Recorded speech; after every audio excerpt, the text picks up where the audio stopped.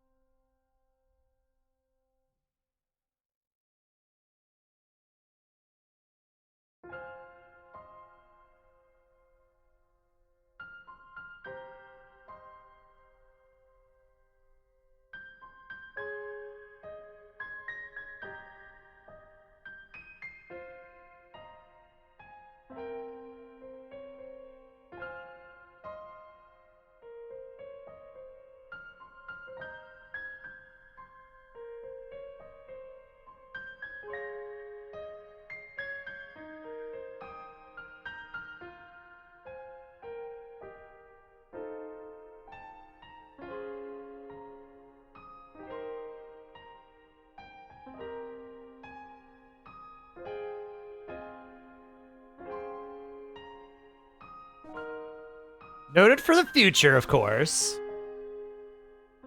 But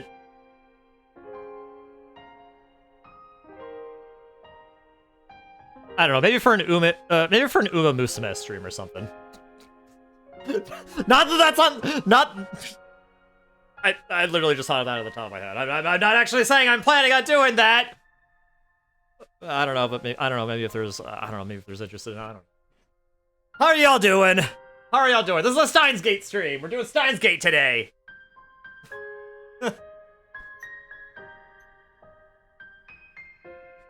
Hello, hello, hello, hello.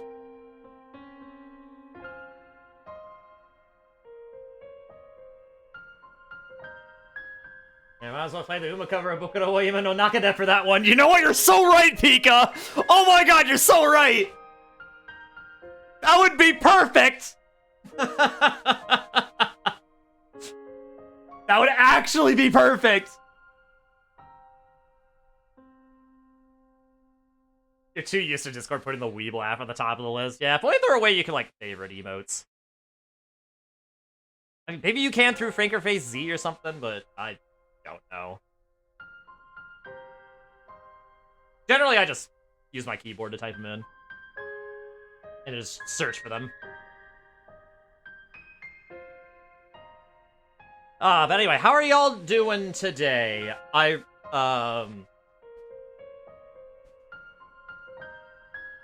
Today for me was, unusual. I actually had the day off.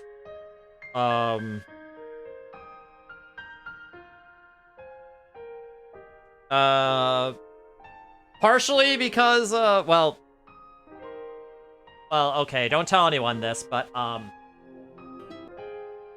don't tell anyone this, but, I took annual leave off today because, there's like, supposed to be like a national strike today, so I was like, okay, you know what? I'm not gonna work or buy anything today.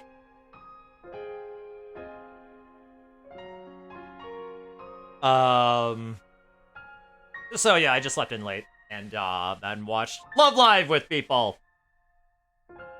The Muse movie specifically.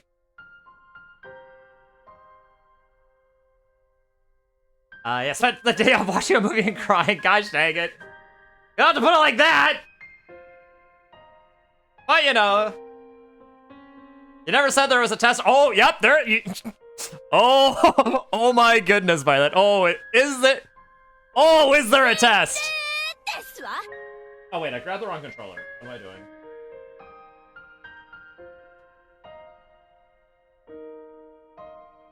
But yeah, oh boy, is there a test?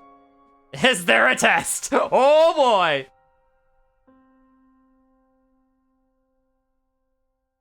There is definitely a test!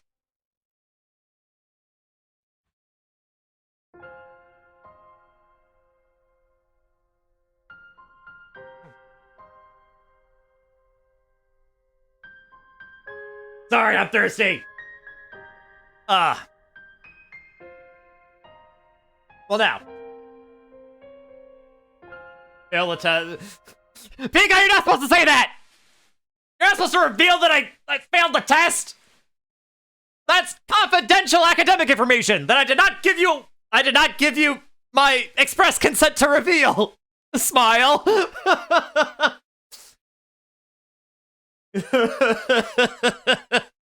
You just broke the law!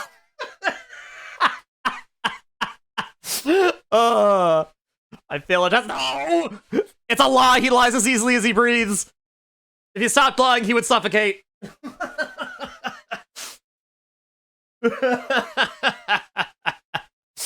Alright, anyway.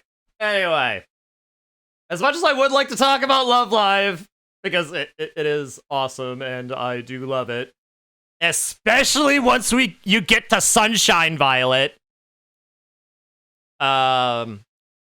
So Pika says that, you know, Muse is his favorite. And understandable reasons, it is great. But my personal favorite is Sunshine. So far. I've only watched like half of Nijigasaki so far. Or up to half of Nijigasaki. Haven't even watched like Superstar yet. Or really consumed anything Hasuno Soda related either. And Bluebird, as we all know, is just in the process of like getting debuted. So there's really not too much in the way of consuming there either beyond some songs. Do I? Who's better, Eito or Monica? What? Okay, that's actually a hard question to answer. Orville, that is actually a hard question to answer. I'd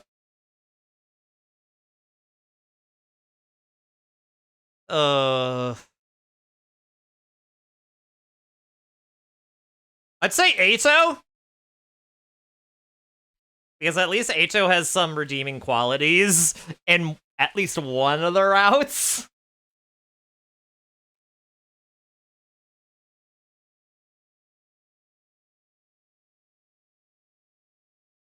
Monica, like, basically drove Best Girl to hang herself.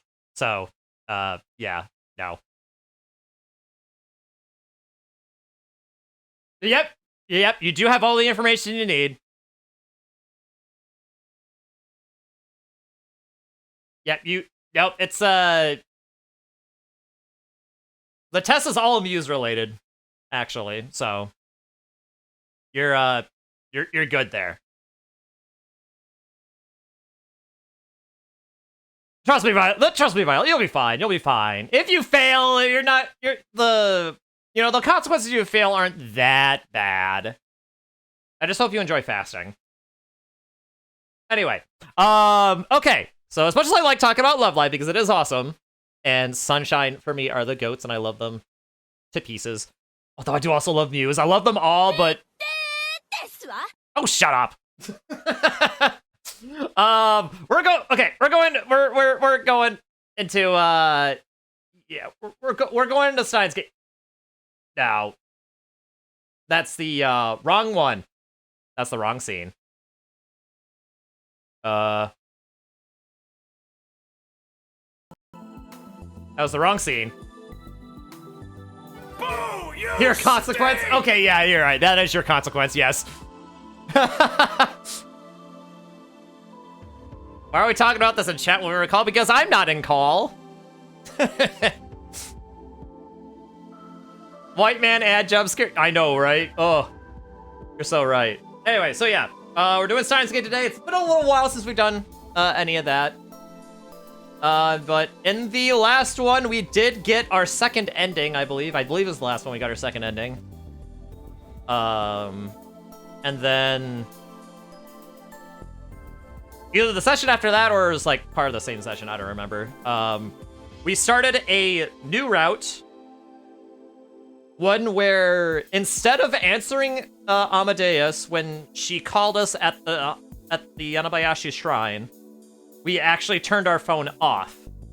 So this is the path. So this is the path we're going down. If when the Rintarou just turns off his phone completely and does not answer Amadeus.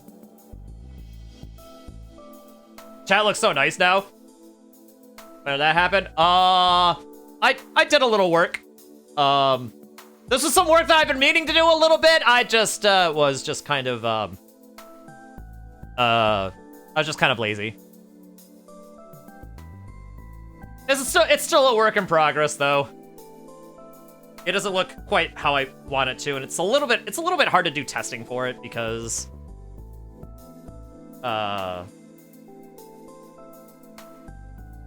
don't know. I have to have it open in a window and like basically just adjust the CSS manually and then just copy over the changes that I want over to like a CSS like field.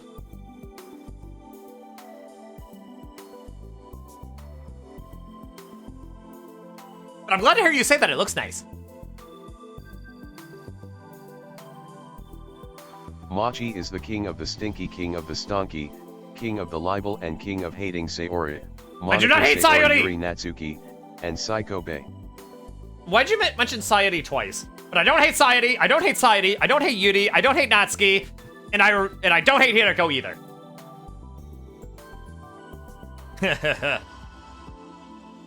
Alright, anyway. So yeah, this is the path that we're going down now, and also in this path, everyone just sort of like is like on a mission to just sort of like search for Kagari. So I think this is gonna be like a Kagari search focus like route so far. At least that's my impression. So, you know, hence the title. I hate them all. No, I think you're projecting, Orville. I think you're saying that I hate them all because you hate them all. Yeah, how about that? You have written all over your face, bruh. All right, anyway. Here we go. I've been stalling for like 20 minutes. I need to stop. I need to stop stalling. Anyway, okay. The Japanese office of the Global Brain Science Comprehensive Research Organization in Wako City, Saitama. Try saying that 5 times fast. Maho Hyojo had tried her best to hold back a yawn, but in the end, she'd given up and opened her mouth so wide it covered well over half her face.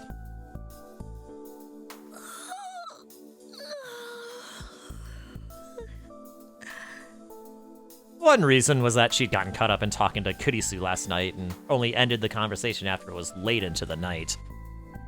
At first, they'd been discussing the research and experiments she'd been doing, but at some point she'd gotten sidetracked into talking about Rintarou Okabe. Oh? And I hate Petra from Minecraft Story Mode. I do not! I've never played Story Mode. A band led by a part-time sloth featuring a bird, a rat, a cat, 2 people incredibly talented in music, a tarot card reader, and 2 people with stage fright. Who would have thought? Wait.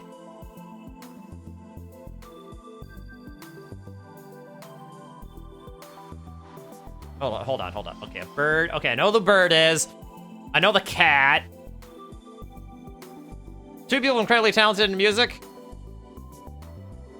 I know 1 person incredibly talented in music. I know the tarot card reader. Part-time sloth. Is that supposed to be Honoka? And I don't know what the rat is supposed to be. Or was that Nico? Or is Nico the rat? Is Nico the rat? I don't know. Anyway, talk about Rintarou, huh? Eyes emoji. Evidently, he'd been ignoring calls from Kurisu for the last few days. Oh, that's why. That rat is Nico. Okay, gotcha. Okay, he'd been ignoring calls from Kurisu for the last few days. Yep, okay, so a direct consequence of us turning off our phone. So, yeah. Kurisu was much madder at him than she was when he ignored her the first 8 times. It was the first sign of femininity that she'd ever seen from Kurisu Makise. It was cute enough that Maho couldn't help but take the chance to get back at her for all the teasing she always did. She ended up staying up a lot later than she'd intended. And since she was too energized to sleep by that point, she had gotten out Kurisu's old laptop. She started to fiddle with it to see if there was some way to crack the password, and the next thing she knew, it was morning. Password, huh? Maybe it would be better to ask a professional. What's up now? She suddenly heard a voice behind her and almost jumped out of her chair. 2 people talented in music being Maki as the composer and the ballet dancer Ellie. Okay, well I don't know if that would mean she's talented in music, but she is very talented in dance.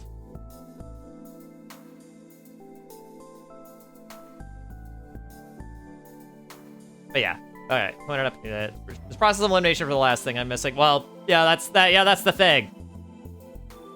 She's not talented in music. She's talented in dance. 2 different things. Anyway.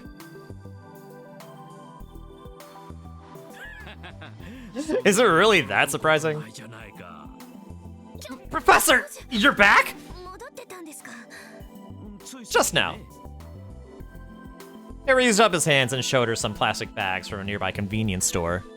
He left to go get lunch just 10 minutes ago, and she'd been sure he wouldn't be back for a while. Like, imagine dancing without music. I don't have to because I dance. Because people dance all the time without music. Or at least not music that is playing in the background. Usually sometimes just in their heads.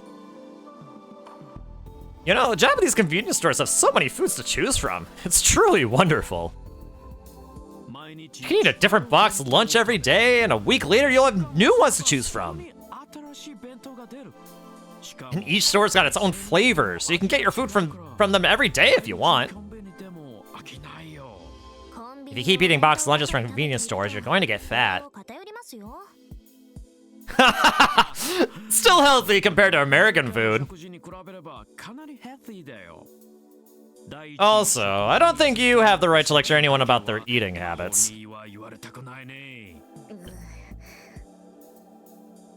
He was right. Nutrition wasn't an important consideration for Maho. In fact, she ate mostly cereal and meal replacement shakes, which made her diet very, very unhealthy. Ate mostly cereal? Oh boy, what a move! Just like me, for real, for real. There's also some rhythm that's followed, known or not. Oh yeah, there's definitely rhythm, for sure. But there is more to music than just rhythm. By the way, what do you want to ask a professional?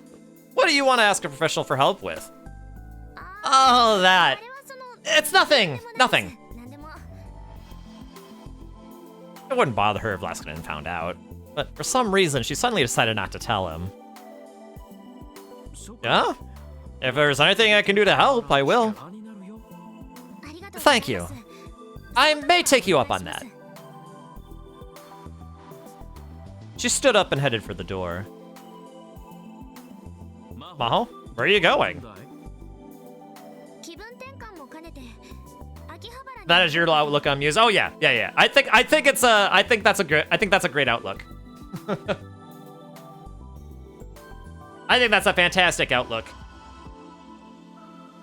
Not the least of which because Nico was the rat. And you know, Rina's the cat and Koti's the burb.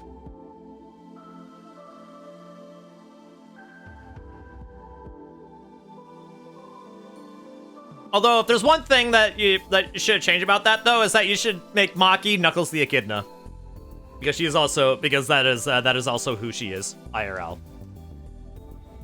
Ask Pika. Like, ask Pika if you don't believe me. He'll vouch. I'm going to Akihabara to get some fresh air. That's a long way to go just for some fresh air. If you just admit you're going to see Rintarou, I'll permit it. It's not like that! It's not? I might go see him while I'm there.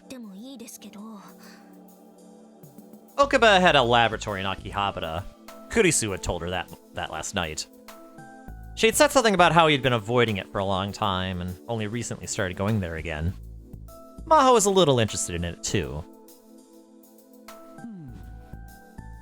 So we're clear, it's not like that. It really isn't. I haven't said a word. Anyway, I'm taking the day off. Tell Rintarou I said hi. My first encounter with Nico was the effing rat has a recording camera. You know, you're so right. You're so right. Oh my gosh. Anyway. First Kurisu and now the professor. Why did they keep trying to make everything about romance? Anyway, isn't that called sexual harassment these days? For one thing, she wasn't going to Okuba's lab just to visit him. She wanted to see him again and see if she could get any hints about the password. He had said he didn't know, but he'd probably be able to come up with more than she could on her own. That was what she thought after seeing how he interacted with Amadeus. You could call it a woman's intuition. She was thinking about that when she changed trains and got off at Akihabara Station.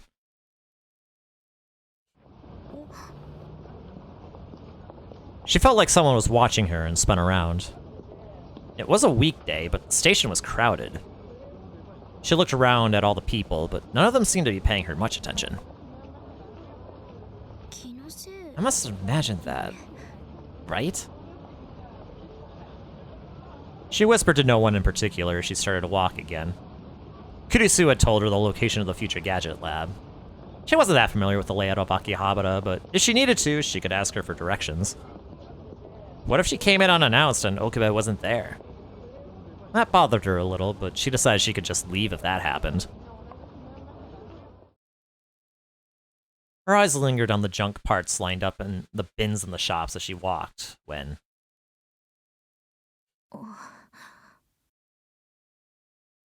she felt someone looking at her again. But when she turned around, she still didn't see anyone.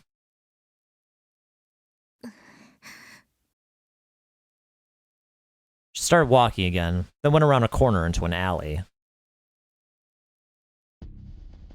And then she was sure of it. Footsteps.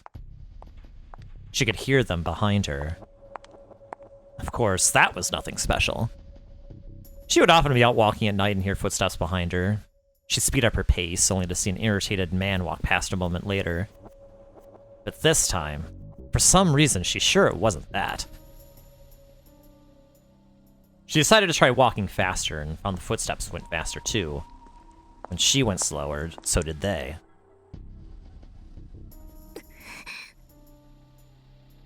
Wherever she saw a scene like this in a movie, she imagined that she'd just kick the guy in the face. Now that it was actually happening, she was too scared to turn around. She fumbled for the phone in her pocket. The idea of calling the police never occurred to her. The only thing she thought of was the name of the man she was trying to meet. She picked it out of her call history and pressed the button with trembling fingers. Please. The footsteps overlapped with the sound of the ringing. Okabe, help me! The footsteps were almost on top of her, just when she couldn't take anymore and was about to start running. Hello? She heard a voice coming from the other side of the phone. Hello, Okabe? It's me, Hiajo! I'm right next to your lab. But she didn't get to say another word. By the time she'd realized that someone had grabbed her from behind, the phone had already slipped from her hands. Oh boy. Oh boy! What the heck?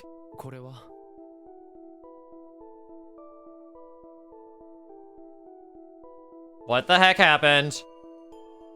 Well, we know at this point that Leskinen isn't really a good guy. What if he was the one following her? But I guess it could also be Kagari, but... why would she do that? That didn't happen in the... this hasn't happened in the other route, so... what could be what's different this time around, I wonder? Maybe it's around her? I don't know. What's this? I asked Mooka Kiryu as I took the paper she offered me silently. She'd contacted Dadu just 10 minutes ago and told him she was on her way to the lab. And she'd arrived right at the time she said she would. She must have been very close when she contacted him. What was she going to do if no one was here?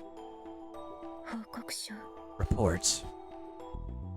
Evidently, it was a report about her investigation thus far. A stack of papers was shaking a little in my tiny hands. Or in my hands! Not tiny hands. He's not Trump. I still felt some unease when Mooka was in my presence. Maybe it was just because of the anxiety meds I'd taken right after she said she was coming, but I was still doing a lot better than yesterday. Well, Uncle? Yep. I guess it really isn't going to be that easy to find her. I see. She must have been expecting something, at least a little. There was an obvious tone of disappointment in her voice. Pika can vouch for this. You usually refer to Nico as the pessimistic rat, and Pika can confirm. Oh boy! See? Pika's here to vouch for both of us. Kagari, where are you, and what are you doing? With no way to answer her, I just silently flipped through the pages of the report. What's up, Okudin? Find something useful? No, not really. But let me see. I handed the report over to Suzuha without complaint. Hurt you a little as a rat yourself to agree, but she's right. Well, I mean, you know, it hurts me to say that, you know, I share the same species as Stephen Miller, but you know, there are bad instances of every population, you know what I mean? Yeah.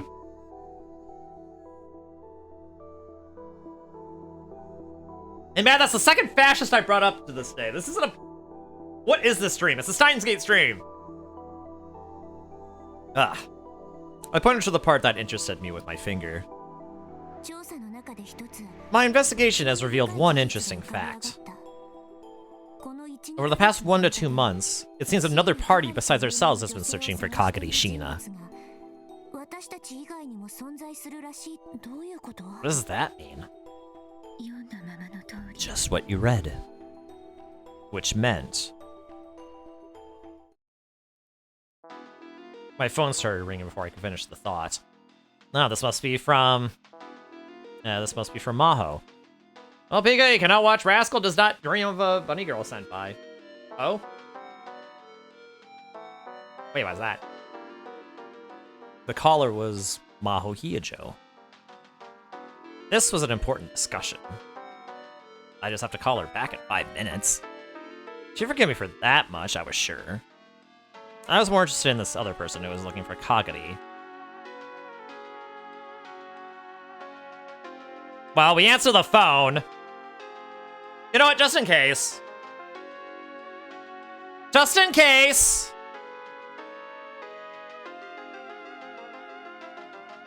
But I'm pretty sure this is just gonna force me to pick up the phone anyway, because, you know, we just saw it happen. Alright, we're answering Maho. Normally I just ignore and call back later, but... Sorry, can I take this? For some reason, I had to answer. That's what it felt like. Hello? Hello? Okabe! It's me, Hyojo! She sounded on the verge of panic, and my voice naturally rose to match hers. What's wrong, Hyojo? I'm right next to your lab! Immediately afterward, I heard what sounded like a struggle, and then something hitting something else. Hyojo? Hyojo! What's wrong? And then there was only silence.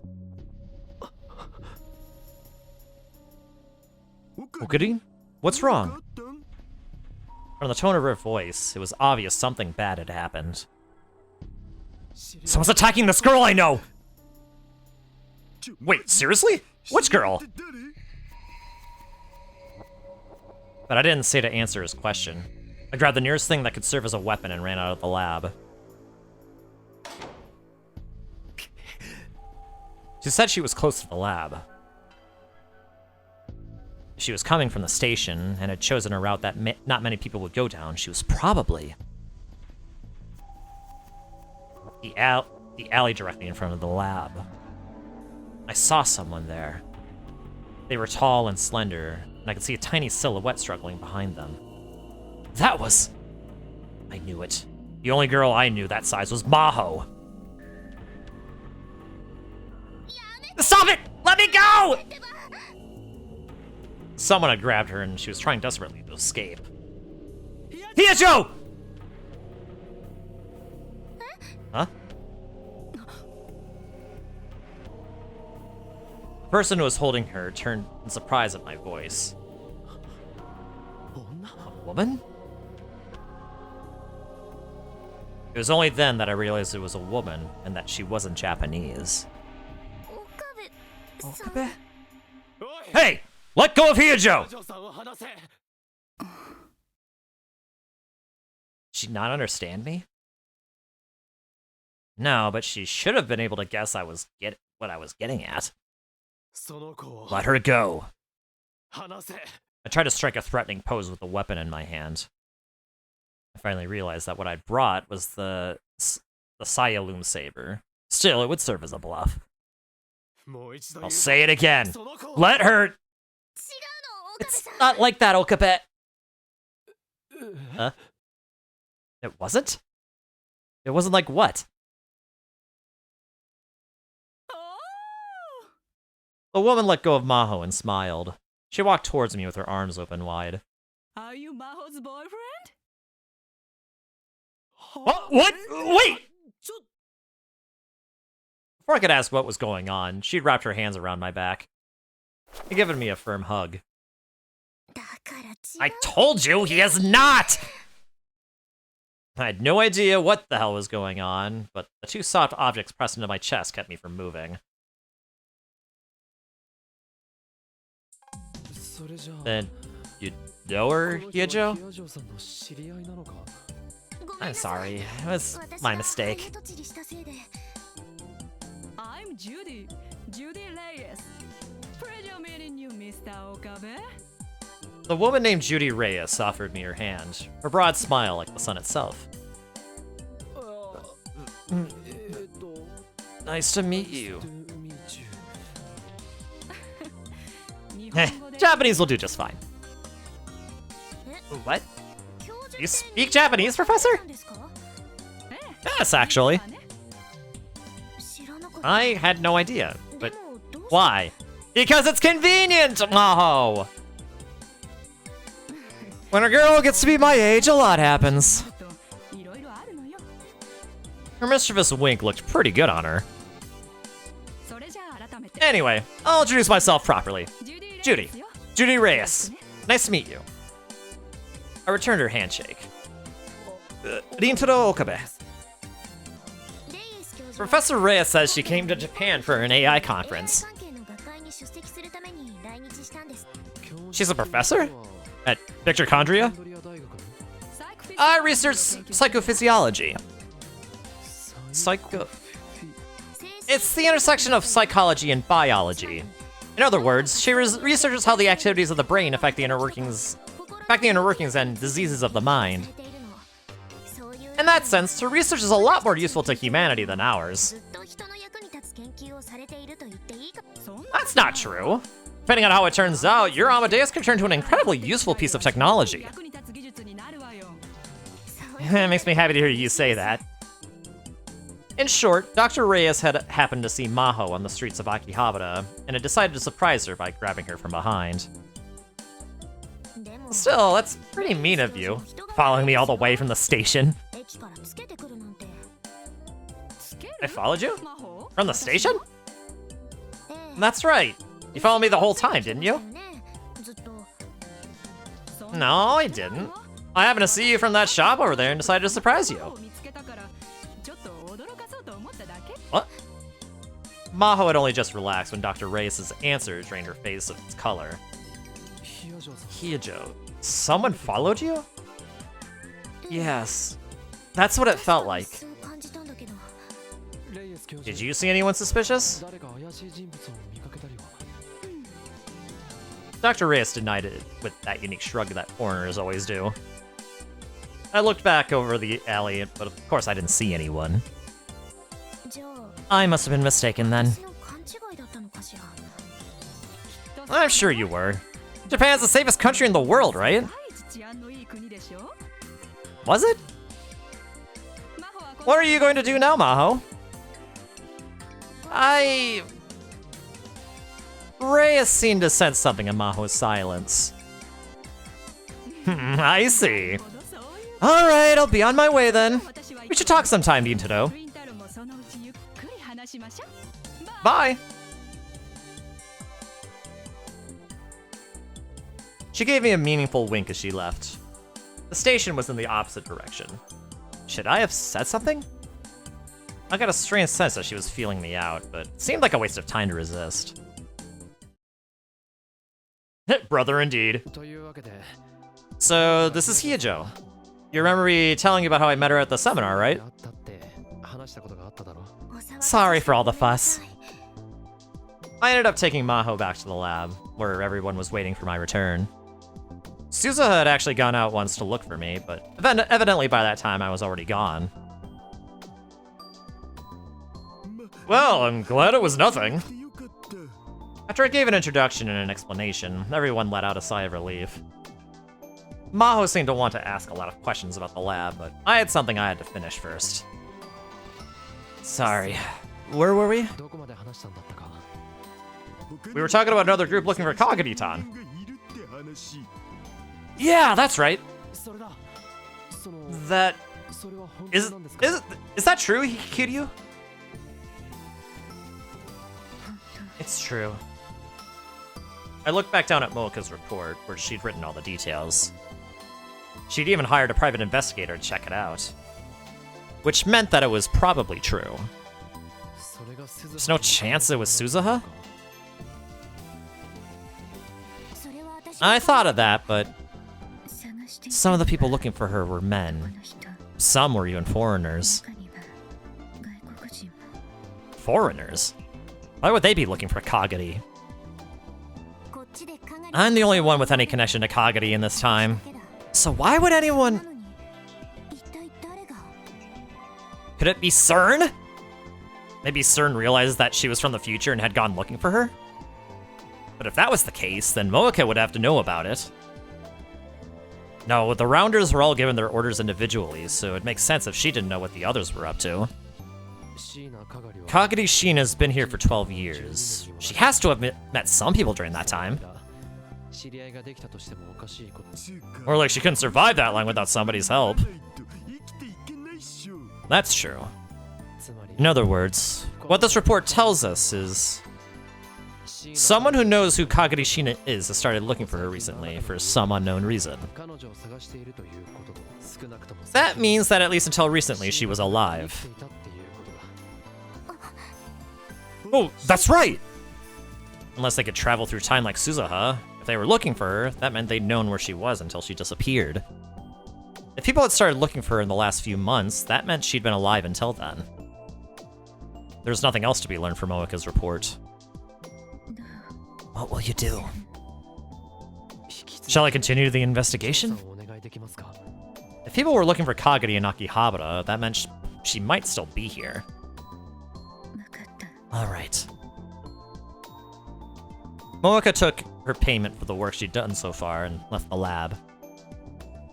Can't handle this creature on my screen. Not you, Mochi, but the creature with glasses and obsession problem. Oh, yep, yep. Sorry, Monokuma, that you had to see this. Sorry you had to see this. Also, how are you doing, Monokuma? Dadu had paid the bill.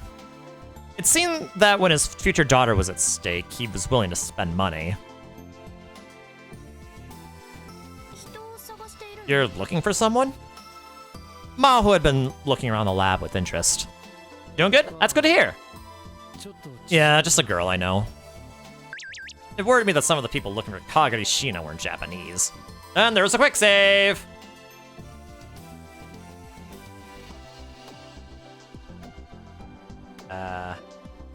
Hey, Okarin! What time are you getting home today?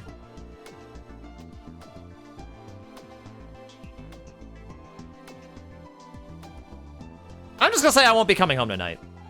I won't be coming home tonight. Ah! Okarin's turned into a delinquent! I have not. The professor just asked me to help with some things.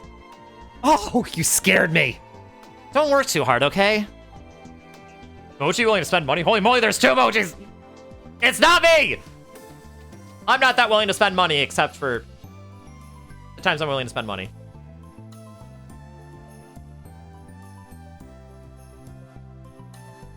Even outside of CERN, there are people all over the world who would want to jump at the chance to learn more about the time machine. If they somehow learned that Kagari was from the future, and that meant she was caught up in some kind of trouble. Alright, Okarin. Give me the quiz gun, Hiyojoshi. I've already told you everything there is to know, though. She was Dr. Leskinen's assistant, and both she and the professor have been very good to me. I was helping with their work a little. I told him all this before. For example, is there going to be a super development where she suddenly becomes a lab member? You know, that's a good question. Super development, in a game, anime, novel, or etc., refers to something that happens which completely ignores the plot and foreshadowing that occurred up until then. So basically a Deus Ex Machina, kind of. The super development instead takes the story in a completely new direction, or as a plot twist. Similar to the phrase Deus Ex Machina. Oh, okay, yeah, I guess Deus Ex Machina. These completely unexpected plot developments leave viewers bewildered and struggling to keep up. Probably not. And can I at least call her Mahotan? Actually, I'm just gonna. Mahotan? Huh? Did I get your name wrong? That's not it. That's not it. It's just a weird thing to say. But you're Mahotan, right, Mahotan? Don't you agree, Okarin? Don't ask me. Just stop calling me that. But I refuse! He never changes, does he? So anyway, Hyojo, what brings you to the lab today? Did I tell you about this place? Amadeus told me. There was something I wanted to talk to you about, but forget it. I got to see this mysterious laboratory, and it looks like you're all busy. Was she mad? Yeah, she was really ticked off. Besides, you're not picking up her calls. That's exactly what I expected, yeah. What? What are we talking about? Nothing involving romance. Cool it, man. Is this really bothering you after all, Okabe? If you want to stop being a tester, you can. No, that's not it. It's just... I hated how I was starting to feel dependent on her. Talk to her sometime, if you ever feel like it. She's lonely. Okay. The word lonely made my heart ache a little. But even so, I still didn't talk to Kurisu that day.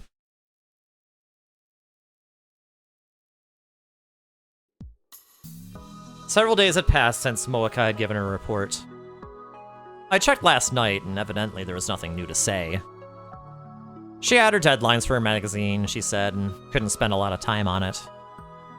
That other group of people who were searching for Kagari, Sheena, concerned me, but I couldn't ask her to prioritize it over her own work.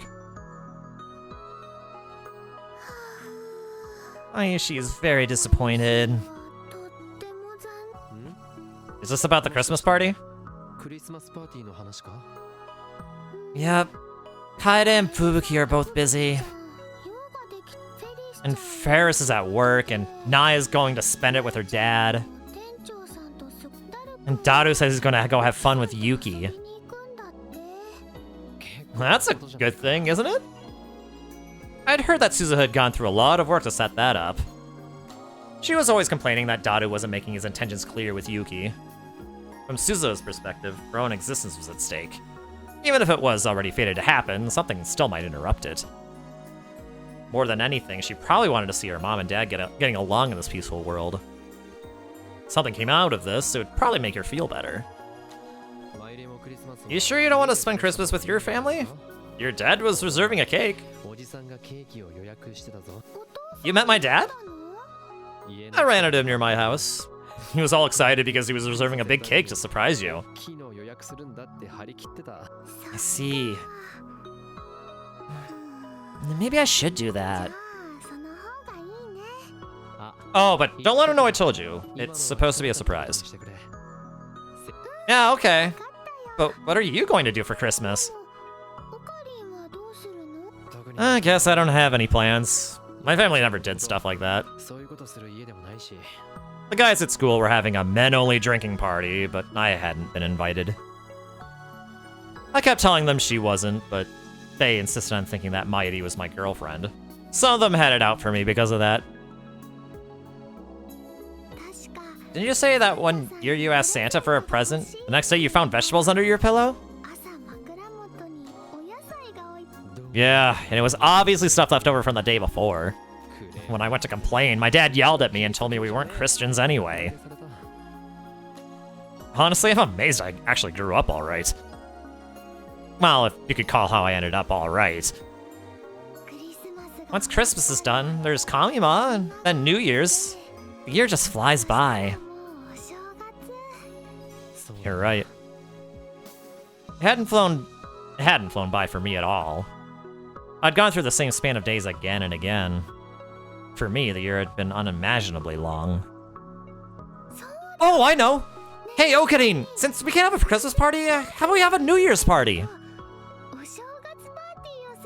We can all go visit the shrine, eat osechi, and say Happy New Year's! Yeah, that sounds like a good idea. Right? Right? Okay, then I'll ask everybody later. Mayuri stood up to go. Okay, Mayuri's about to go shopping! Shopping? Yep! I need some props for Fubuki's cosplay. I see. Take care. Okay. Oh, right, Okarin.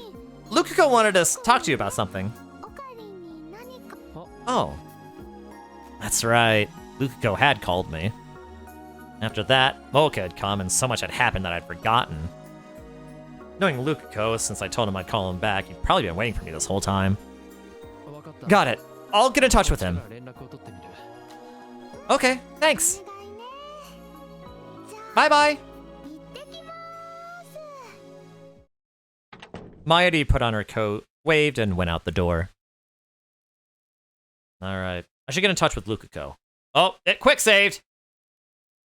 You know what that means? This might be another turning point!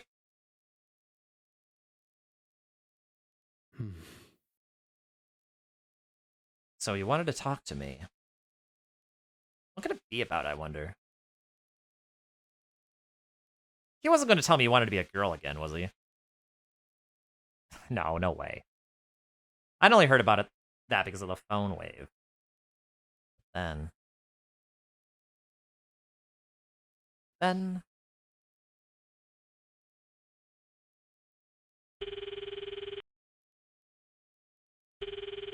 Lukuko isn't picking up.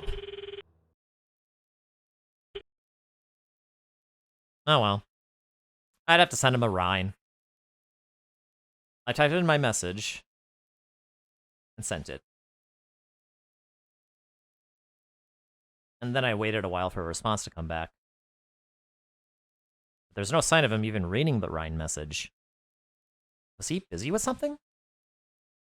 For a moment I thought of going to the shrine to see, but if he was busy, I didn't want to bother him.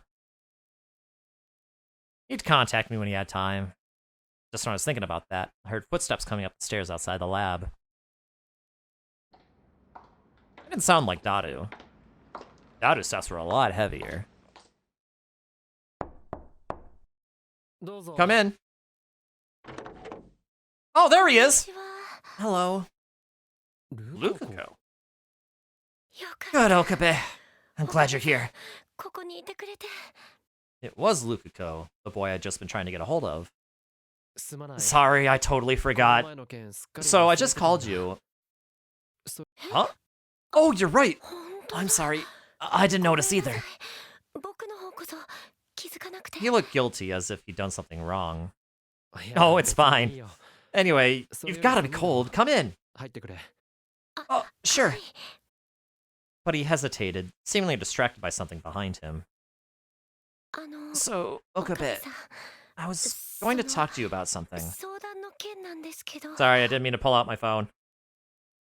But first, there's someone I'd like you to meet. Is that okay? Somebody you'd like me to meet? Well... Lukuko moved slightly to the side, and a girl appeared behind him. Hello. What? Impossible. Girl there was... Kurisu. No, that's not Kurisu. That's gotta be Kagari. Nice to meet you.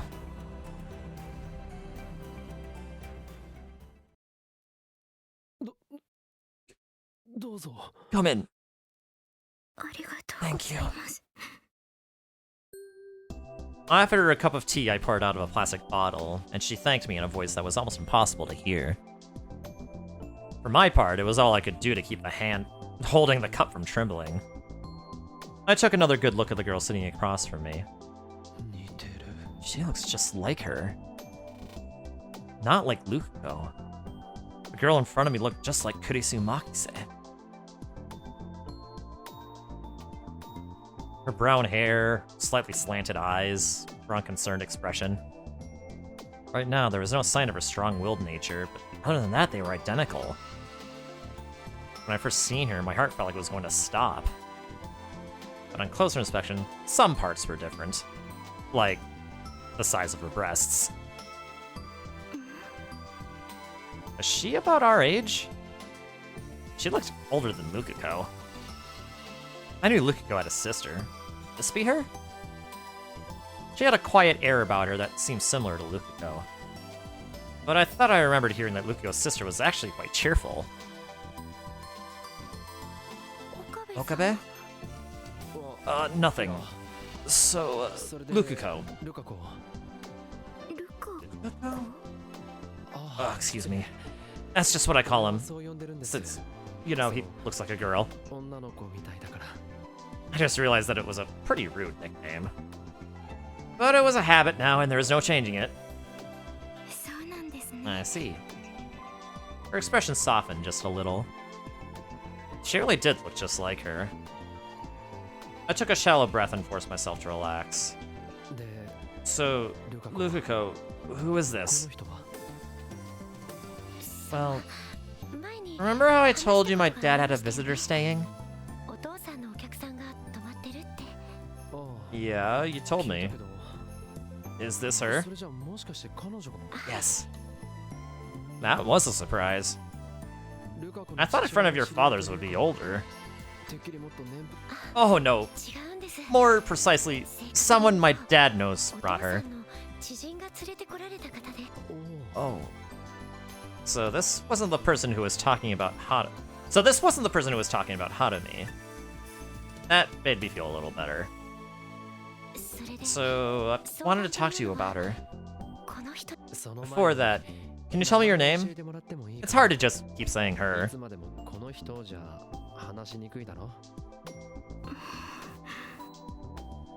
Her face clouded. Did I say something wrong? Actually, that's what I wanted to talk to you about. Well, how can we find out who this girl is?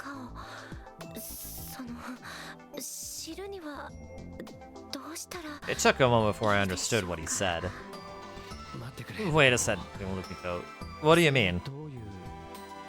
She's got amnesia, she says. Amnesia? That's right. Then she doesn't even remember her name?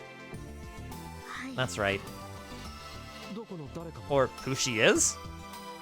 That's right. Why? I don't know.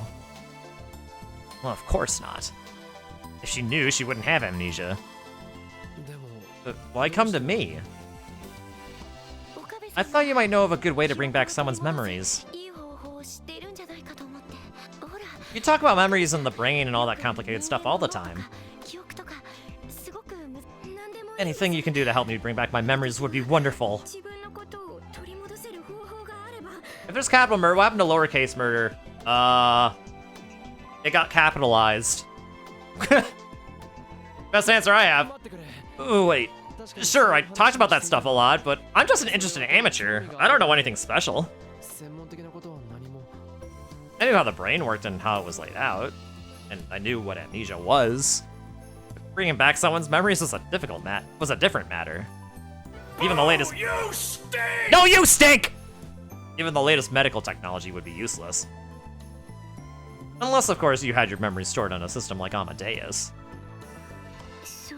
I see. The girl was visibly disappointed. Then, is there some way you can find out who she is? Kana seems to be suffering so much. Kana? Luca's father gave me that name. He said I needed a name. He says it means temporary.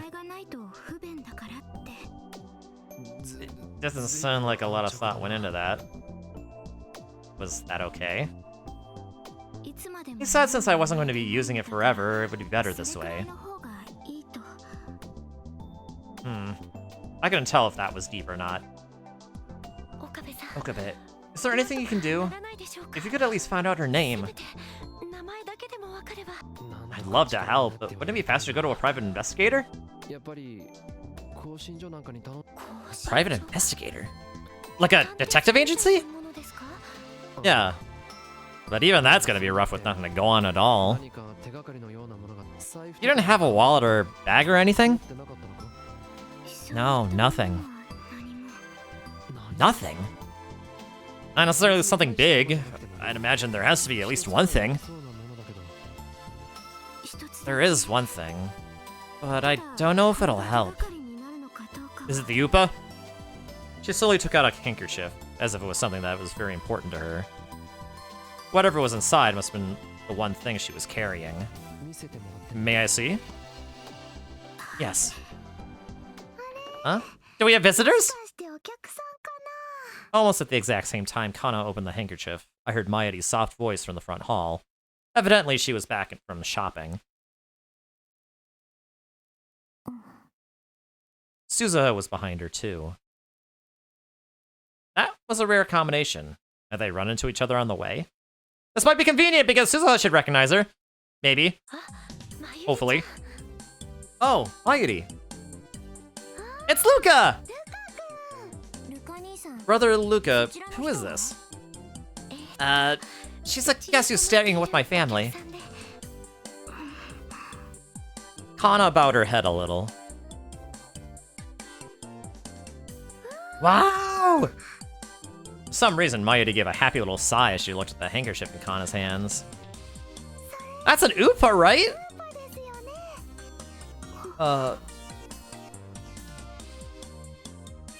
Inside of the white handkerchief was a faded Upa keychain. Do you like Upa? Maishi loves him too! Is this your clue? It was an old Upa keychain. Was that really a clue? Oh, Suzuha should know! But how old is this? It looks pretty old. It really did, come to think of it. Upa was a character from the Rainet Kagari anime. Upa products have only been around for a few years now. But the one I was looking at was very old. This is probably green to start with. It's the Forest Fairy version. Forest Fairy? Yep! It was in the movie that just came out. She's got one too, see?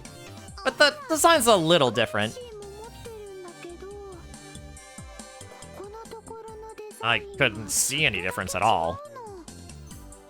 This keychain's really hard to find, so I was looking everywhere for it.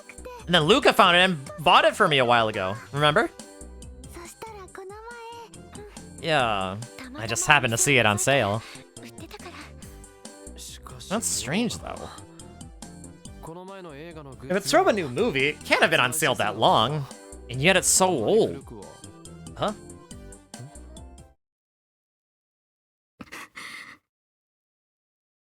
Only then did I realize how pale Kana's face was.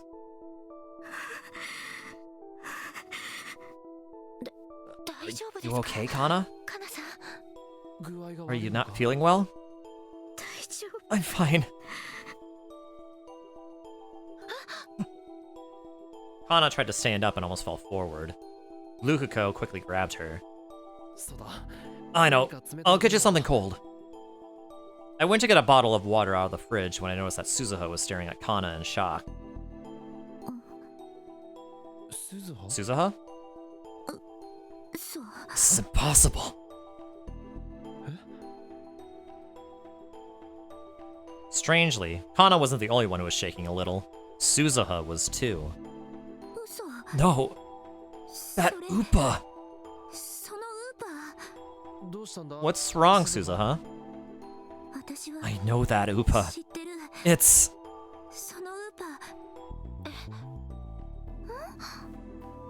Hey! Suzuha!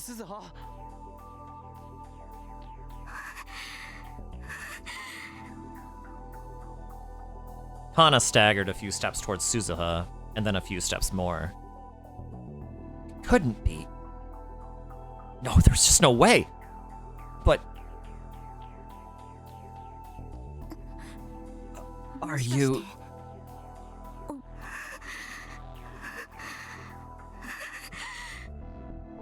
Kagari? What? Are you Kagari? Are you Kagari Sheena? Kana's eyes went wide.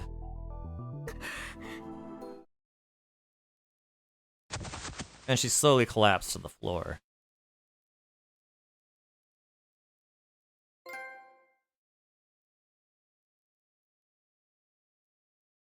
Oh boy!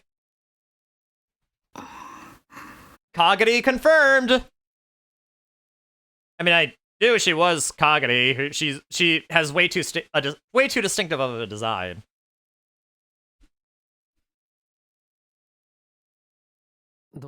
Well, calm down a bit. Yes, thank you. Kana had passed out after hearing the name Kagari Sheena from Suzuha, but with help from Lukiko and the girls, she woke up 10 minutes later. But she still didn't look very good. Lukiko and Mayuri. Sorry, can you go buy something cold to drink?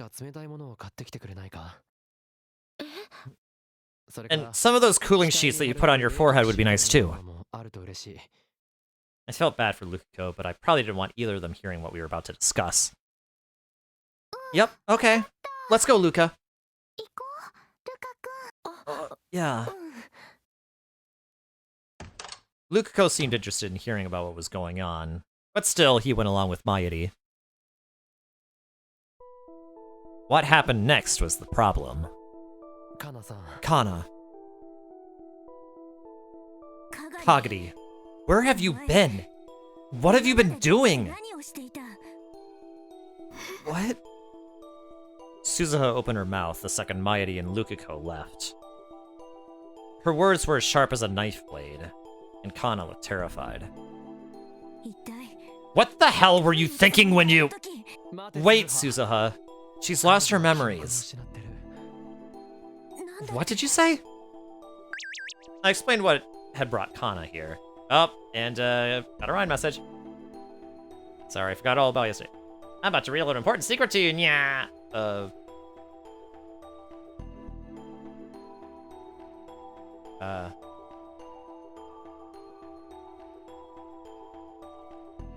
Going up. Okarin's getting excited! Of course, secrets are always exciting. You know it! So what's the secret? Daru and Nyan and Yuki-nyan went on a date!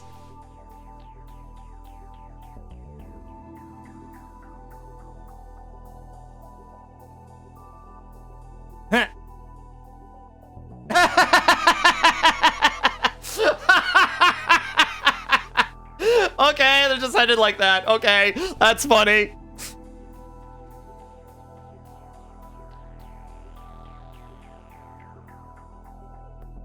Amnesia? She doesn't even know where she's been? Yeah. But there's something we need to find out first. Whether or not she was really Kagari Sheena. Kana. Yes? Do you remember what we were just talking about? Yes. What do you want to do? Shall we wait for you to recover a little more before we continue? No, I'm fine. She was clutching her upa so hard her fingertips had gone white. But there was a light in her eyes as she looked up at Suzuha. Okay, let's get back to it. Suzuha, what makes you say that this is Kagari? That upa. Kagari never let go of it. She said that it was a present from her mom that would keep her safe. Kana slowly opened her hand. The tiny old upa was staring up at us with a silly look on its face. A present from her mom. A present from Mayuri. Kana said the upa was the one thing she had with her. That's right. I woke up with all my memories, and the only thing I had was this keychain. Woke up. Yes. Woke up where? A mountain path in Shiba, near the prefecture's border. The priest of a nearby temple happened to be passing by, and he found me lying on the ground. I stayed there for a while.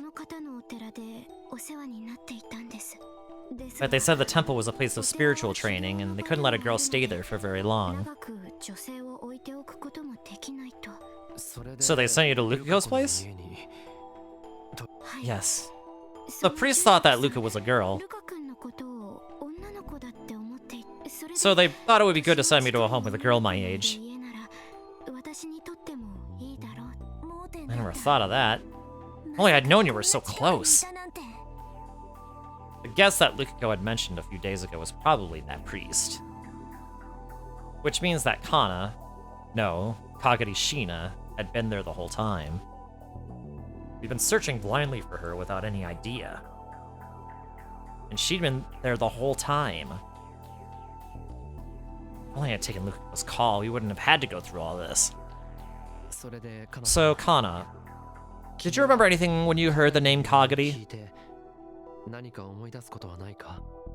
To be honest, I don't know. But it feels like I've heard it before. And Kana's words cut off as she looked at Suzuha. That girl from before. You mean Big Sis Mayu? Big Sis Mayu? That's Mayuri Shina. Mayuri. Somehow, when I saw her, I felt very warm. Even if she was Kagari Shina, she would only have known Mayuri after she'd grown up. But her appearance can't have changed that much. Which meant that it would make sense that seeing her would stir some feelings within Kagari. Hey, can I see that again? Oh, sure. Kagari handed the old Upa over to Kana. Yeah, this is definitely Kagari's. Then, does that mean I'm this Kagari Shina girl? I think so. We can't be sure yet, but that would make sense. No, I'm sure of it. This is Kagari. The keychain is proof of it. Big Sis Mayu gave this to Kagari. But how could you have amnesia of all things? The keychain probably did belong to Kagari, but she also could have been gifted to it by Kagari Shina, or she could have picked it off the ground. Of course, Suzuha said that the keychain was very important to Kagari. It was unlikely that she'd drop it or give it to someone. Which meant... Then the door opened, and Mayuri poked her head through to see what was going on. Is everything okay? Oh, sorry. Thanks for getting that. Not at all. The drinks and cooling sheets were taken out of their plastic bags and put on the desk. So, Lukako waited a moment for her to take a sip of the drinks he'd brought, then spoke with a quavering voice. So, is Kana this Kagari girl that Amane was looking for? Yeah, that's probably the case. I'm so glad! Now you at least know your name. Luka. Kana, that is, Kagari, smiled gently when she saw how relieved Lukako was. But then, do you know where her real family is? In a manner of speaking. No, that's... Suzuha was Kagari's neighbor when they were kids, but she moved 12 years ago and hasn't been able to find her since. Isn't that right? That's right. And all of a sudden, I really started missing her, so I came to Uncle Okarin for help. So that's the situation. Which means that Suzuha doesn't know anything about Kagari's family or where she lived. I see. That was the only answer I could come up with. If he told Kagari that she was a time traveler from the year 2036 who'd come here 12 years ago, it would only confuse her. Now, if only we can get her memories back, we can know exactly what happened. She could learn her name and met both Suzuha and Mayuri. Mayuri's presence alone had to be a big deal. Kagari? Yes? What's your last name? I didn't hear it before, so I'd like to learn it. Well, they say that it's Sheena. Wow! You got the same last name as Maishi! Maishi's last name is Sheena. Mayuri Sheena! Mayuri Sheena. Yeah! That makes me happy. I've never met anybody with the same name as me. I see. Yep. So I'm really glad to have met you. Yes. Nice to meet you too. Mayuri was using her natural cheerfulness to try and open up to Kagari. If it worked, maybe she could bring her back her memories. Luca told me you've got amnesia. Is that true? Yes. That means you don't know who you are, doesn't it? That's right. I see. That has to be really tough, huh? Because that means you forgot about the people you love, right? Mayushi thinks that's really, really sad. So, I don't really know how to say this, but Mayushi will help too, so let's do our best, okay? Mayuri smiled. I could see Kagari's eyes well up with tears. Oh, what's wrong? Did Mayushi say something weird? No, that's not it. Just hearing you say that made me so happy for some reason. It's not just Mayushi. Okarin, Suzu, and Luca all feel the same way. Yes, of course. I'll do anything I can. Thank you, Luca. Mayuri. I could leave Kagari to Mayuri and Lukako, and she'd be just fine. The question was what to do now. Lukako. Can you do me a favor? What is it? Can Kagari stay at your place a while longer? Huh? In the meantime, we'll try to figure out what she's been doing until now. Of course! I don't mind. Is that okay with you too, Suzuha? That's fine. Suzuha probably wasn't completely happy with that, but she nodded anyway. Our first priority now is getting back Kagari's memories. Then I can see you if I go to Luca's place, right? Can Mayushi come over to play? Of course. Right, Kagari? Right! Suzuha, you should try to drop by as often as possible, too. It's probably the best way to get her memories back.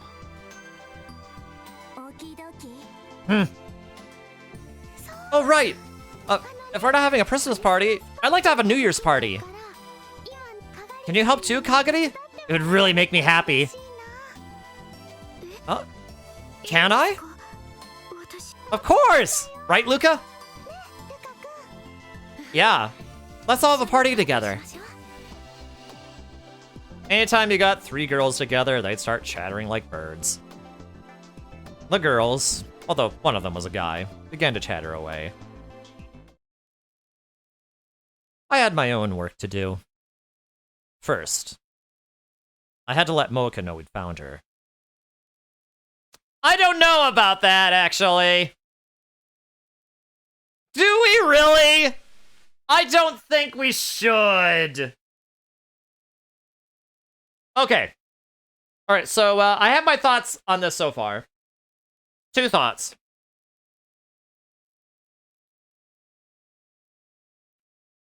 Okay, 3 thoughts. Thought 1, I was thirsty.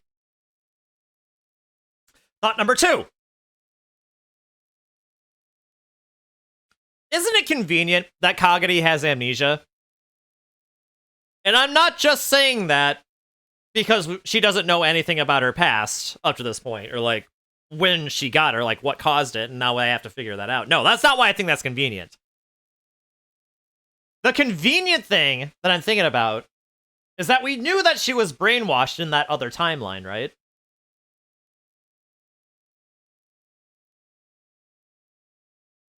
So, if she has amnesia now, does this mean that she's not going to be brainwashed, at least up until the point she regains her memories? And if that's the case, is it really a good idea for her to regain her memories? Wouldn't that cause problems?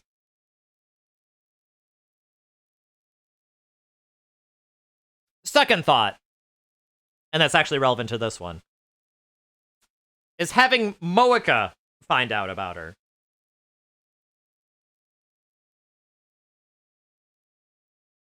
I mean, I feel like it's self-explanatory what my concern about this is. Do we really want Moeka to know about this?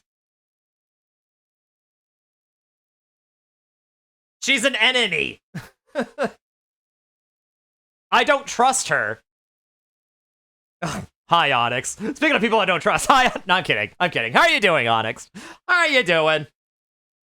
Doing some Steins Gate today. But yeah, I don't trust Moeka as far as I can throw her. So if this is actually like a branching point, I think I'm going to avoid calling her. You're doing good. That's good to hear. I'm glad to hear that. Anyway, I had to let Moeka know we found her. No, you don't, Okabe. No, you don't, Rintarou. No, you don't. You ate pizza? Nice. What kind of pizza?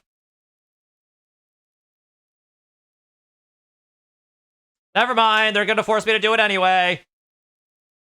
We found Kagari Shina. Knowing Moeka, she'd respond almost immediately. No way! Where? A friend who works at a shrine was taking care of her. She was found on a mountain path near the Chiba border, but she's lost her memories from before then. She was that close? Wow! We've been looking for whoever is after her, but I can't find any info. It may be a pretty big group. It'd be a big help if you could keep it up. Okay! That was all I needed to do for Moeka. But I was still interested in the group who'd been looking for Kagari. Non-vegan pizza, so probably meat lovers. / with cheese. I want pizza. But I said I wouldn't buy anything today because of the national strike, so I'm not doing that. maybe, I don't know, maybe this weekend I'll get some pizza, maybe, I don't know, we'll have to see. Anyway, but I was still interested in the group who had been looking for Kagari. And I also wanted to know what she was doing lying on a mountain path. What was she doing out there? And with only an Upa? Could she have been running from someone? Lukako, can I have a second? What strike? Like a national strike of sorts to sort of protest what's going on with ice and all that? So, I don't know, I just wanted to contribute to the cause. Yes, what is it? To be fair, cheese pizza would also be non-vegan. That is true. That is true, which is why I also said with cheese. We don't have one. Yeah, it wasn't very well advertised. It's something I only hear about on Reddit. You were mid-game, but you agree with most of my thoughts? I see. Yeah. Okay, so you do agree with most of my thoughts. Okay. I'm glad to hear that, Pika. Because, yeah, if we're gonna try to get her memories back, I can only see that going badly. And so, I don't know, man. That might be dangerous.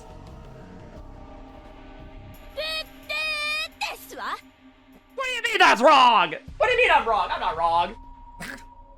I'm never wrong. I'm either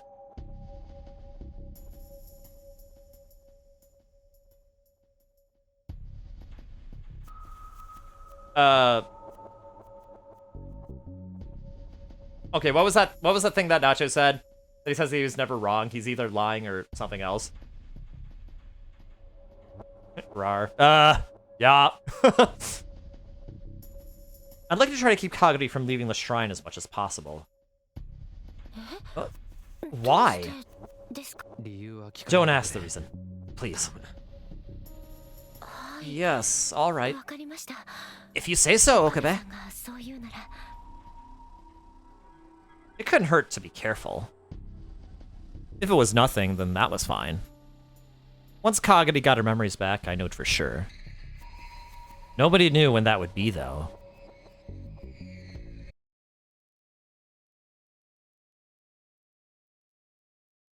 The day after Lukiko took Kagari to the lab, I took Mairi to Yanabayashi's shrine, through an Akihabara that was filled with the Christmas spirit. It is Christmas Eve! Oh, Mairi! And Okabe, too! Lukiko was smiling. He'd seen us before we could say anything. His smile was far too cute to belong to a man. Once again, I was forced to doubt his real gender. You're a hare there, so still- wait, a hare, like a rabbit? Like a rabbit? Luka, Kagari! Do-do-do!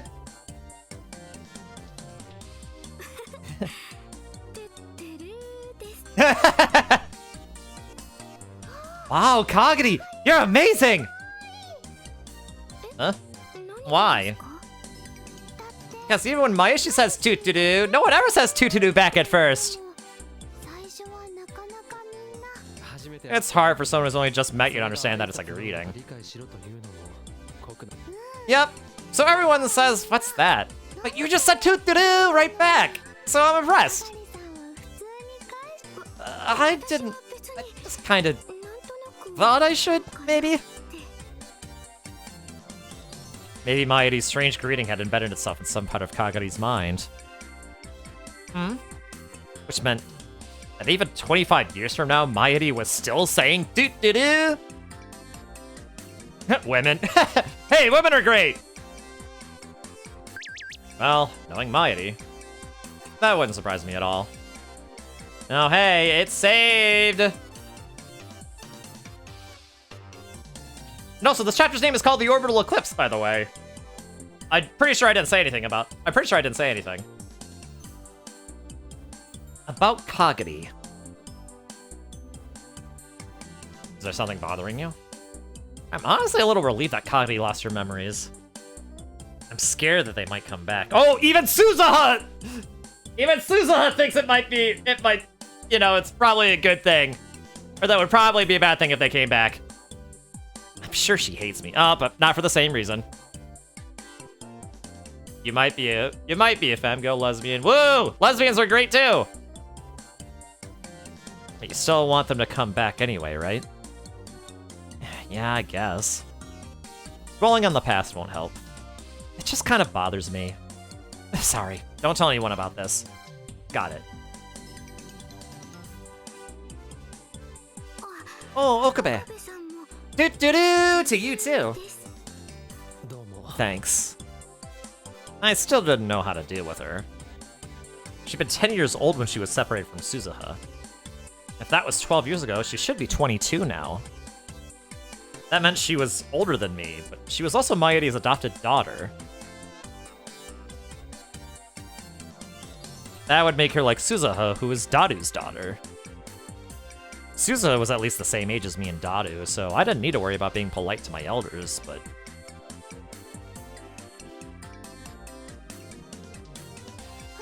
Oh, right! It's Christmas Eve today! Merry Christmas! You're right. Merry Christmas! Merry Christmas! Was it okay to celebrate Christmas at a shrine? By the way, Kagari, how are you doing? Not bad, but I still don't remember anything.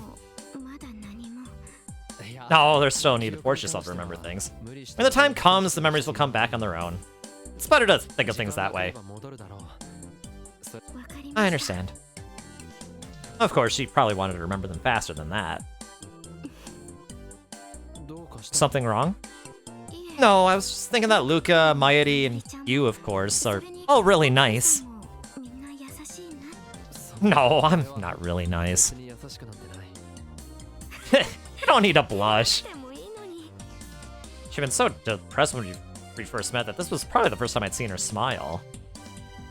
Her smile was somehow childish, and she seemed a lot younger than I'd been told she was. Oh, sorry. I shouldn't be so informal with someone I've just met. No, it's fine. I'm not very good at being polite either. That's right. Maishi would be happier if you just talked normally. Makes it feel more like we're friends, right? Friends. Yeah, friends! Thanks, Mayuri. Friends, huh? I mean, this was how the future Mayuri became close to her as well. A war orphan. That's what Suzuha had said about Kagari. And all of that was... It was my fault, wasn't it? Pictures your being too avatar in a dress, flower hat, and makeup with a purse. Am I wearing coral blue #2 lipstick? If I did what Suzuha wanted, would her life change? But for that to happen, I would have to, once again...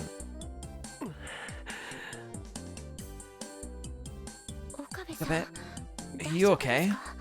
You don't look so good. Oh, it's nothing. I'm just not getting enough sleep. I see. I hope so. Anyway, what were you doing just now, Lukiko? You look busy. Cleaning the shrine. Did you clean it all the time? I felt like every time I came here, Lukiko had a broom in his hands. Today's the big cleaning day. Well, you clean the parts we don't normally get to. Oh, I see. Yeah, it's almost New Year's. Red velvet? Okay, fair enough. New Year's was a big deal for a shrine. I did the dusting a few days ago, but there's still stuff to do, so I'm having Kagari help. Oh gee, the girl in red. Luca's a guy. In this timeline. It doesn't feel right to just stay here and do nothing. I have to help a little, at least. Luca and Kagari seem to be getting along just fine. Oh, Luca. Guests? Hello, father. Luca's father was poking his head out from behind the shrine. He had the look of a saint, but I knew he had some bad habits. Mostly of the same type as Daru had. Oh, what do you mean by that? Dressing up Lukiko in shrine priestess clothes and having him help around the shrine was all his idea. Oh, Okabe, Mayuri. Merry Christmas! Merry Christmas! Wait, aren't you not allowed to say that? Oh, what's wrong, Okabe? No, nothing. Well, if it didn't bother them, I guess it was fine. I'm just talking about me, but I'm not wearing... I'm not wearing red! More importantly, I needed to thank them for what they were doing for Kagari. Actually, about Kana... Her name's Kagari, I heard. Luca told me. I had no idea you guys knew her. Small world, huh? That's right. So it'd help a lot if she could stay here for a while. You seem to have your reasons, I hear. Of course, she's welcome to stay as long as she likes. Thank you. Thank you, sir. It's fine. It's like having a new daughter.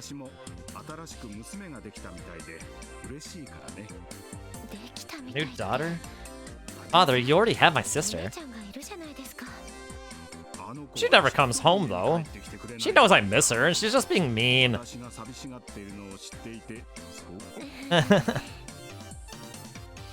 Oh, I just had an idea. Since we all got these girls here, why don't you all help at the shrine on New Year's? Help? As shrine priestesses? Of course. Kagari and Mayuri too. I'll have you wear the outfits. How about it? I'll pay. That's not fair to them. In my head, in my head I am, and I'm peeking my head. Oh, well, isn't that nice? Thank you, Onyx. Oh, I don't mind. Oh, I accidentally skipped past that. Oh, that's how you can bring out the tips right away. Okay. I don't mind. You guys are really helping me, so that's the least I can do. You're doing my nails? Oh, thank you. I needed that manicure and pedicure. She has to get ready for the party on New Year's. I like making cosplay outfits, but I don't know about wearing them. Mayuri, a shrine priestess outfit, actually isn't cosplay, you know. I see. Don't you want to see Mayuri dressed up as a shrine priestess, Okabe? Huh? Why is he asking me? Mochi is forever transformed into Gran. Your head. I am Burb now. Okay, you know what? I'll take that, Pika. I will take that. I am Burb. Is that true, Okarin? No, you can't fool me. It's written on your face. No way. If I were to look in a mirror right now, I most definitely would not see it written on my face. I see. Well, if Okarin says so. Great! Glad to fear it. Fear it. Glad to hear it. That means I'll have to get the outfits ready. Hey, honey! He must have been afraid that Mayuri and Kagari were going to change their minds, because he quickly ran behind the shrine. Giving you strawberry boba? Ooh! Thank you! That sounds good. You seriously couldn't let your guard down around that, man.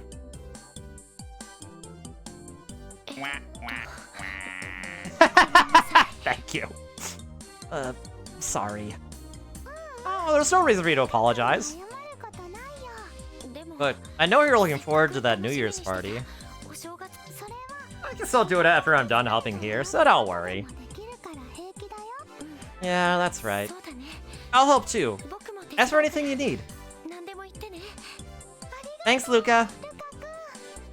But I don't know if I'll look good in a shrine priestess outfit. Don't worry, I'm sure you will. Really? Yeah, she makes all kinds of cosplay outfits for her friends, so I can tell. If you say so, I guess I'll try it. Yeah! Since I asked them to keep Kagari from leaving the shrine, she probably needed something like this to relax. Maybe that was why Lukiko's father had asked her. No way. Either way, it was going to be a busy New Year's.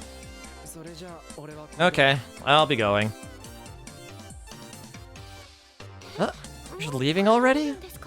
I haven't even brought you tea. I just came to see Kagari is all. Oh, Okarin! Mayashi is... I know. You want to talk about New Year's a little more, right? I'll be back at the lab. Thanks, Okabe. She bowed her head a little and smiled innocently. If she still had her memories as a war orphan, would she be able to smile like that? Come to think of it, what would Hiajo, be doing on New Year's? She had said that New Year's was the time for partying with your friends, but it didn't seem like she had any friends to party with. How many times do I have to tell you? Jeez. I heard a voice I thought I recognized. It was Hiajo herself. And she was yelling at a police officer. Which meant, oh boy, he thinks she's a minor. Something to prove it? Just hold on. Hyojo! Oh, Okabe! Good timing! Can you help me with something? Officer, this is an adult woman. I swear it. Who are you? Friend of hers? Yes. I'm a classmate of hers at college. I didn't feel like explaining the whole thing. She wouldn't mind if I told a little lie like that, probably. College? Tokyo Denki University. You can check it out yourself if you want, but... Oh, no, there's no need to go that far. I see. So she isn't in elementary school. The policeman laughed, shaking his head. What was all that about? You can at least apologize! Maybe I'll sue. Out the butt. It just means he's dedicated to his job, right? You're just as bad, Okabe. Me? One look and you were sure that he had mistaken me for a kid and was trying to take me back to the station, right? If so, that means you're thinking the same thing he was. That's not... Maybe I should have kept my mouth shut. But I am grateful for your help. Thank you. It's nothing. Should have just said so to begin with, then. Kind of think of it, Kurisu was the same way. Are all genius scientists like this? So what are you doing here, Hyojo? Here, take a look. Just show me a big bag. Well, no, it just looked big because Maho was holding it. It actually wasn't very big at all. It's that laptop I was telling you about. I thought there might be somebody in Akihabara who could decrypt it, but... Evidently, she was holding Kurisu's laptop. You're still working on that? Well, I don't want to invade her privacy, but I want to know what she was thinking and what she was trying to do. You're lucky. You got to talk to her before she died. Not in this world line, I didn't. It still doesn't seem real to me. I just got a message out of nowhere that she was dead. I didn't even get to go to the funeral. So I want to know a little more about Kurisu. I know it may be a little too late now, but I guess it's my own way of coping with her death. Hyojo. So please, Okabe, is there anything you can think of? Anything at all that could be a password? Maybe it has something to do with her fork? Well, I knew how she felt. And I knew she wanted a way to cope. Because I still hadn't come to grips with it myself. But still, Sorry, but I don't. Okabe! I'm sorry. Is that how you're running away? Running away? That was why you stopped talking to Amadeus too, right? Because you're running? She was right. I had run away. I had run away from a chain of tragedy that had repeated itself thousands of times. And the result of that running away was who I was today. Kurisu was really mad. She said you were a very cold person.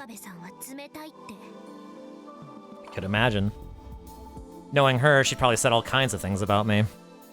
But that's right. I am a cold person. I'd abandoned her. Okabe. My attitude must have affected her because Maho had fallen silent. I realized too late that I'd made a mistake. I didn't mean to put it like that. I'm sorry. No. This was really awkward. I needed something to change the subject. Oh, right. You have any plans for New Year's? No, not right now. Then why don't we all visit Yanabayashi's shrine? Mayuri and the others are going to be helping there. Mayuri? Oh, right. Mayuri wasn't there when she visited the lab. An old friend of mine. She's also a lab member. An old friend? Yeah. And we're having a party at the lab right after that. If you want, you can wear a Shrine Priestess outfit and help out too. A Shrine Priestess outfit? Is that cosplay? No, it's a real job, so it's not cosplay. I see. But I'll pass. They probably won't have anything in my size. She was probably right, actually. They might have had some of Lukuko's old clothes from his childhood around, but it seemed like a bad idea to mention that. Come on, you can at least try and tell me that I'm wrong. Sorry. So, are we meeting at the lab? What time should I be there? Oh, but I'll pass on helping out, but I do want to visit a shrine on New Year's. As for the party afterward, well, I'll think about it. That made sense. If she met Mairi and they didn't get along, there's probably no need to go to a party with her. Alright. I'll let you know the details then. Imagine anyone not getting along with Mairi, though. That's the thing. Okay. I'm looking forward to it.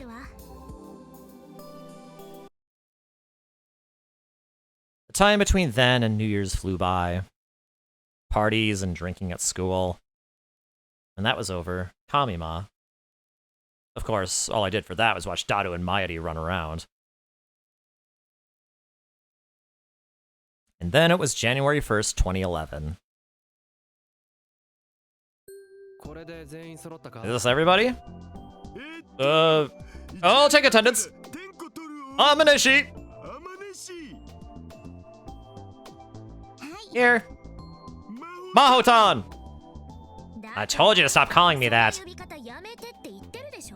Kaedeshi! Present!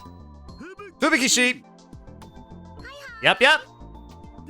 And also... I'm here too! Lady Nae.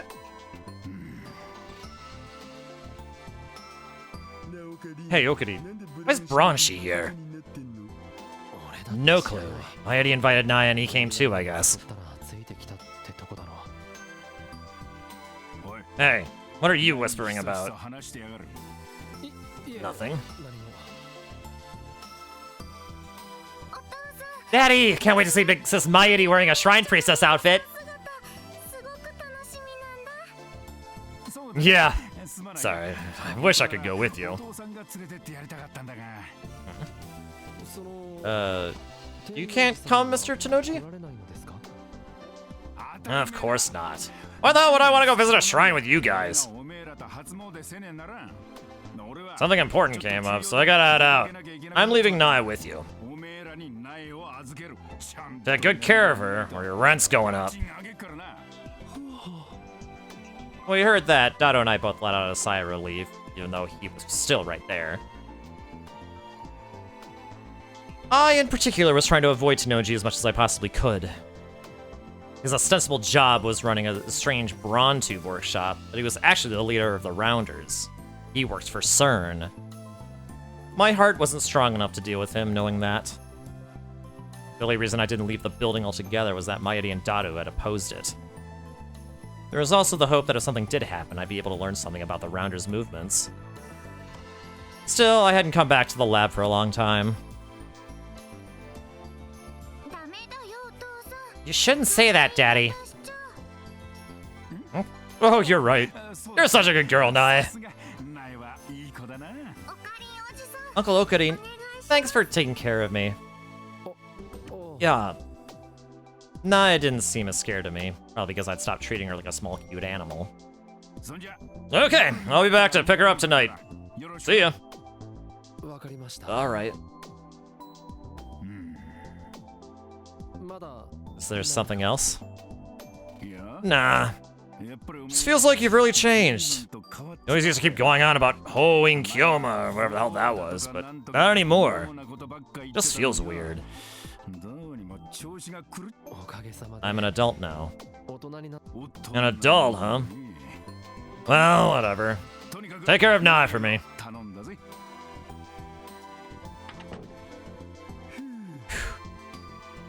Everyone in the room except Nai let out a big sigh of relief the minute Tanuji left. Anyway, this is everybody. Fubuki, Kaede, Yuki, Maho, and Nai. It was a strange group. Of course, we were all going to Yanabayashi Shrine. Are you sure it's okay for me to be here? Don't worry about it. Anyway, this ended up being kind of a strange group. Is that okay? I'd be lying if I said it was fitting in, but I always did want to go to a shrine on New Year's. I'm happy to meet more people my own age. Glad to hear it. Maho is probably feeling a little left out, but that would solve itself with time. I can't wait to see Mayushi's cosplay outfit. Oh, Fubuki. It's not a cosplay outfit. It's her official uniform for today. It'll be fun to see Suzuha wearing one too. Won't it, Hashida? Yeah, nothing wrong with a little sister shrine priestess. If you could throw in a nurse somewhere, you'd have an anime full house. You're always such a pervert, Hashida. But a perverted gentleman, though. In the end, instead of just Mighty helping at the shrine, Suzuha and Ferris had gone too. Ferris I could understand, but I certainly hadn't expected Suzuha to go. She was probably worried about Kagari, but there was also another reason, she said. She'd heard that she'd get paid. Suzuha had enough money with her to get by in this time period, but since it wasn't her own money, she preferred not to spend it on living expenses. She'd rather make her own money instead. That was something that always impressed me. Alright, I forgot something important. Something important? Happy New Year's! Alright, Kamima just ended yesterday, so it doesn't feel like New Year's yet, does it? Alright, let's all say it together! Happy New Year's! Okay, that does it. Now that we finished our greetings, let's get going. Okay! We're off to Shrine Priestess Heaven! Ashida, there's no heaven in Shinto, so you're not going to find it at a shrine. Oh, right. We all headed to Yanabayashi Shrine, laughing and talking as we went. To be honest, Akihabara on New Year's wasn't that much different than any other time of year. Stores were open, and there were lots of customers seeking New Year's bargains. The only difference was that there were fewer cars. Hey, Uncle Dadu. Yes, what is it, Lady Dai? Are you a gentleman? That's right. I'm a pervert, but I'm also a gentleman. Why do you call her Lady Nai? Because if he doesn't, he's gonna get beat up, probably. Because little girls deserve the utmost respect. I see. It looked like a family walking together. Were Suzuha, Daru, and Yuki ever able to spend any time together like that? Oh, Fubuki, whatever happened to those weird dreams you were having? Oh, those? I haven't had any lately, I don't think. Maybe I was just tired. I see. I hope so. Weird dreams. Oh, for a while I was having these really terrible nightmares. Nightmares? Oh, don't tell them! Oh? You're awfully interested. Do you have a thing for me or something? Come on, Fubuki. Okarin has someone he likes. Oh, right. What are you talking about? We're talking about how there's someone you like already. There is? Don't tell them that. Piety, maybe? I don't have anyone I like, no. What? Really? Really? It's true. Mayuri talked about them a lot, but thinking back, this was probably the first real conversation I'd had with them. Still, they were easy to talk to. Anyway, I had a quest for you two. Could you try to talk to Hyojo a little? Huh? She's from an American college and doesn't really know anyone here yet. America? Wow! Instead of answering, Nakase gave a cry of surprise and went over to Maho, who'd been walking ahead of the group. Hey, Maho! Do you go to an American college? Huh? Yeah, that's true. You can speak English? Well, I spent my whole life over there. Wow! That should probably help her open up a little. You're really nice, Okarin. That's not true. Maho had told me the exact opposite just a few days ago. Sometimes a person can hurt someone because they're kind, can't they? Hmm? No, nothing. I'll go talk to Maho too.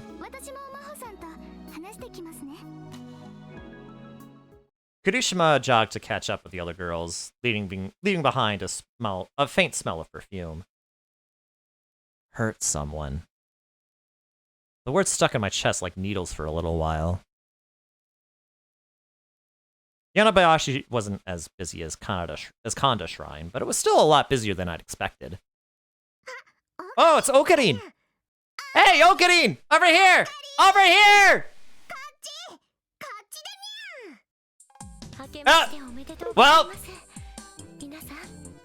Well, Suzuha does not look happy to be there. Oh, that's funny. Happy New Year's, everyone! At this point, it didn't even need to be said that Lukio looked great in a Shrine Priestess's uniform. Ferris, her part, still had her cat ears on, but her outfit was much simpler than the usual maid uniform. I was sure her fans would love it, though. Happy New Year's! Daru, Yuki, and the others exchanged New Year's greetings as well. Wow, Ferris-tan! Seeing you wearing that makes me glad to be alive! Thank you! I'm glad you came, Yuki. Happy New Year, Suzuha. Happy New Year's. Suzuha always wore casual, light clothes, but this was pretty good too. If nothing else, it made it impossible to imagine her as Daru's daughter. If only she'd smile, this would be perfect. Little sister Shrine Princess for the win! Now just say, it's time for your shots, big brother, and it'll be perfect. You know the reason Mom's got the wrong idea is because she keeps saying stuff like that. The wrong idea? It's just Mayu told me that Mom thinks you don't like her very much. Why? I love all girls equally! You, Amanashi, Faristan, Lukashi, everyone! I told you, you have to knock that stuff off. What are you two talking about? Oh no, it's nothing. Hey, they got Omiki and Omikuji! Want some? Holy sake that is offered to the gods. Suzuha was right. If Daru didn't come back a little, she might never be born. I'd have to talk to him about it later. Anyway, you're always so beautiful, Luca. No, I'm not.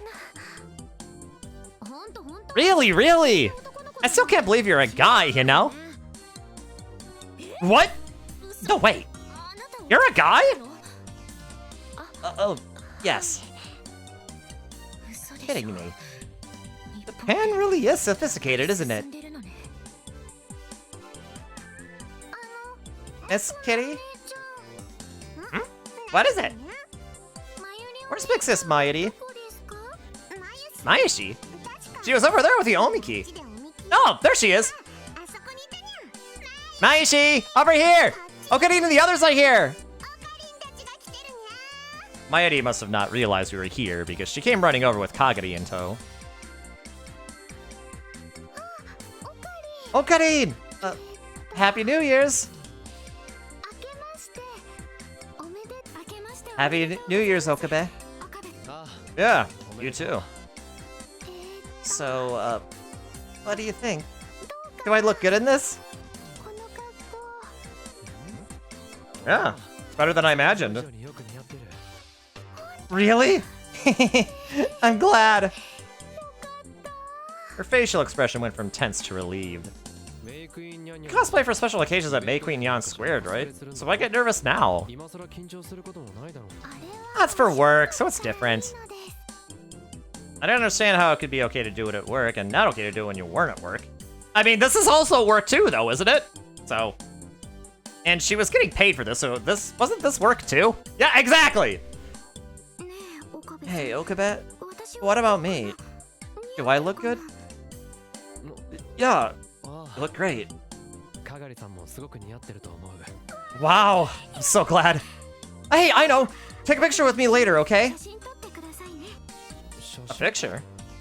Sure, I guess. A picture's a physical record of something, right? I want to make as many of those as I can right now, so I don't forget again. She wasn't just happy because it was New Year's. For the past few days, she'd gotten a lot more cheerful. At the time, she'd seemed scared because of her lost memories, but this was probably just who she was. As she'd gotten ready for New Year's with Mayuri and Lukiko, she started to become her real self again, little by little. Wow, you really do go good, Mayuri. Do I? I'm kind of embarrassed. Aw, come on. You know you love it. Oh, so you're, Oh, Kagari. Kagari Shina. Kagari Shina. That's right. You have the same name as Mayashi. Yeah. Weird coincidence, huh? It wasn't actually a coincidence, though. You've got a good figure, so I bet you'd be good at cosplay. Oh, I thought so too. Cosplay? Cosplay! You know, right? You have any characters you like? I don't really know a lot about that. Fubuki! Oh, I see. Sorry. No, don't worry about it. I'm fine. Hey, Okarin, come over here. Mayashi will purify you with this. What was it again? That's an onusa, Mayuri. A tool used in Shinto religious rites, made by placing a string of paper streamers at the end of a branch from a sakaki tree. It's said that by waving it at a person, the impurities they possess are transmitted from them into the onusa. That's right! This onusa! First, I need to go to pray to the gods, though. Yeah, right. Okay, after that, I'll purify you. Yeah, thanks. I washed my hands in the water and prayed at the shrine. Come to think of it, this might have been the first time I'd done this here. What'd you wish for? Oh, world peace, you know? So that's probably not even a lie, to be honest. You're such a liar. It was true, though. Of course, I knew it wasn't going to come true, and that wishing would make it better. They're late, come to think of it. The two professors. I told them I was visiting the shrine, and they really wanted to come. I told them where it was. Did they get lost somewhere? Dr. Reyes is with them, so they might have stopped somewhere. Once they got here, it was probably going to get even busier. Hey, that's her, right? What? What? Your girlfriend. It's that Mayuri girl, right? Mayuri is not my girlfriend. No way. Then who is it? Nobody. I don't have a girlfriend. Really? With all these cute girls around? Okabe, are you maybe maybe... Oh, don't worry. That stuff doesn't bother me. I finally figured out what she was trying to say. No, he's not gay! Well, I don't know. He may be bisexual. I don't know. Oh, no, it's not like that. I see. Then why? Don't you want a girlfriend? And now you're giving Kurisu hell for talking about this stuff earlier, right? Oh, come to think of it. I guess humans just hate it when somebody does something to them, but they're more than willing to do it to somebody else. I'll have to think about this. Oh, Karin! I'm gonna wave that Onida at you! Come quick! I'll be right back. Okay. I wonder if it's because of what happened with Kurisu. I could hear her small whisper, but I pretended that I didn't.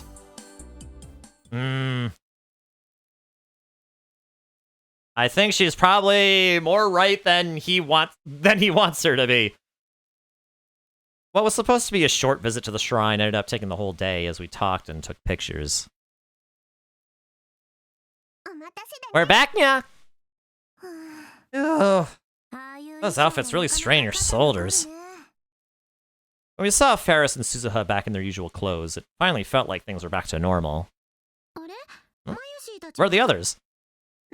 They're not done changing yet. They asked us to wait a little longer. Maeri, Kagari, and Lukuko hadn't come out yet. Hey, Okarin, you think Mayoshi and Kagari are changing in the same room as Lukuko? I can't believe I've done this either. Hi, Yubi, how are you doing? Hi. No, they wouldn't, would they? Oh, Luca, did you get this fastener on my back? No, I couldn't. Luca, me too! You're good. Oh, thank you for the posture check, Yubi. Ah. I'm doing well as well. I had the day off today, and basically just spent it at home. Watching some Love Live, and now doing some Steins Gate. How about you? What did you do today? Maybe that's what's going on in there right now. Okabe, is something wrong with this guy? Yes, there is.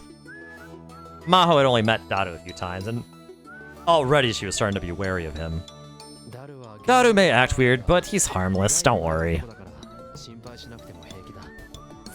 And he's also a super hacker, too! You mean hacker? Duh! A hacker? Is that true? I shouldn't really be talking about it, but yeah. If you need something, you can just hit me up. I see. Then... Oh no! Oh no! Joseph's here. Joseph Joestar's here. Maho's head jerked up in surprise at the sudden voice. I followed where she was looking and saw. Where? Japanese shaman girl, どこにいるんだい, Rintarou? Where are the Japanese shaman girls, Lintalo? Dr. Leskinen and Dr. Reyes looked absolutely miserable. Maho said if I came here, I could see Japanese shaman girls, but they're gone! Japanese shaman girls? He means the shrine priestesses. Oh, I see. The shrine priestesses are done for the day. Holy cow! So I said we should come soon. But you just enjoyed shopping too. They were both holding bags from electronic stores. They must have done a lot of shopping on the way here. That's enough. They're both equally at fault. The two of them started to look around the shrine, not even bothering to hide their disappointment. We're back, Okarin! You sure took a while, Maeri. Yep, Luca's mom gave me a lot of New Year's food. She said we could all eat it together. She kept adding to the pile of food, and so it ended up taking forever. I'm sorry. Nah, it's fine. Thanks. Excuse me? ちょっといいですか? Can I ask you something? Oh, yes. お前 How do you worship here? いうのはどうやるんですか? Oh, First of all, we should purify our hands and mouth there. I see. Please come with me. I'll show you how to do. Luca led the two professors off to pray. I wonder if there wasn't some kind of religious problem inherent in all this, but if they were fine with it, it wasn't my place to say anything. What was more important? Wow. I had no idea Luca spoke so much English. Luca's pretty smart, you know. Was he? And Akihabara has a lot of tourists, so he says he studies so he'll be able to answer any questions they have. I had just discovered a surprising side to Lukako. Hey, Mayuri, where's Kagari? Oh, she should be out soon. Oh, there she is! Sorry I took so long. That was everybody then. Now we just had to wait for Lukako to finish. Thank a lot. We had a wonderful experience. Not at all. Okay, let's head to the lab. Oh, about that. I'm actually busy after this. What? Yuki, you can't come? I'm sorry, Mayuri. Someone called off at work and they really need me. I see. Okay, I guess you have to then. I saw that both Daru and Suzuha seemed disappointed too. What will you guys do? I've got something to do after this. Me too. Thanks for everything. It was a day full of splendid discoveries, even I did get to see the shaman girls. That's right. It was very exciting. See you later, Lintalo. Do try to say hi to Kurisu once in a while. Bye, everyone. See you soon. See you soon. They smiled and disappeared into the bustling Akihabara streets. Okay, let's get going too. Yeah. Even without Yuki, there was still twice as many people as usual heading for the lab.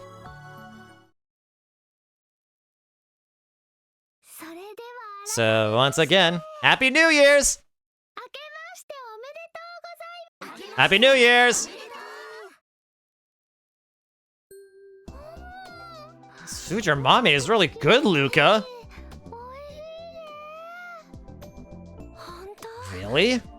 Kagari and I helped too. I'm glad you like it. Yep. Well, I really just did the arranging.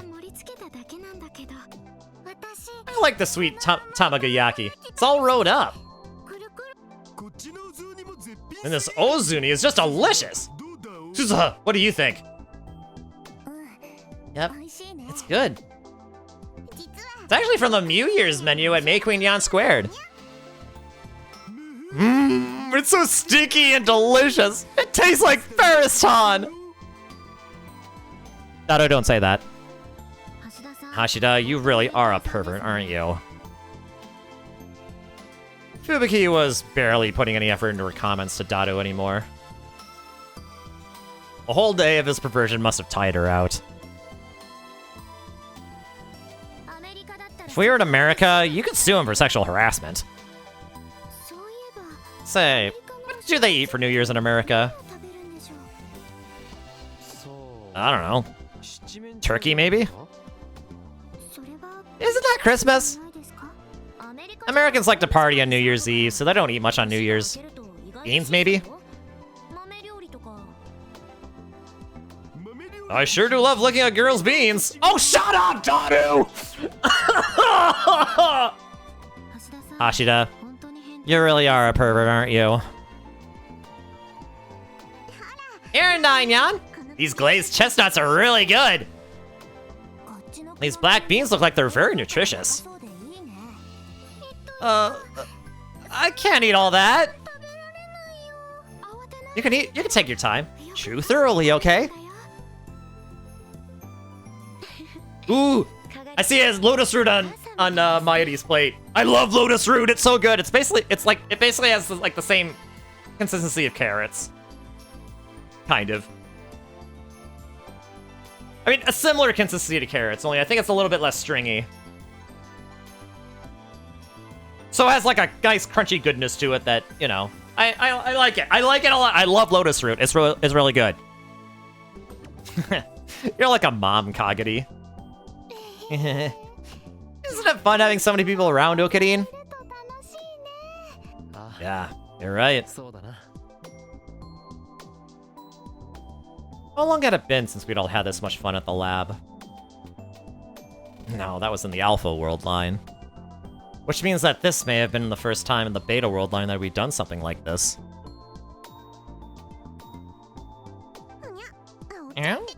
Is this the only tea you've got?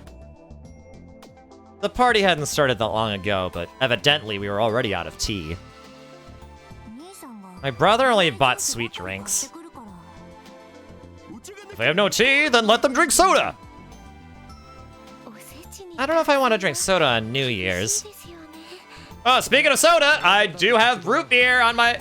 I do have this unopened bottle of root beer on my thing, so hey, saving it for an occasion, and this is surely an occasion.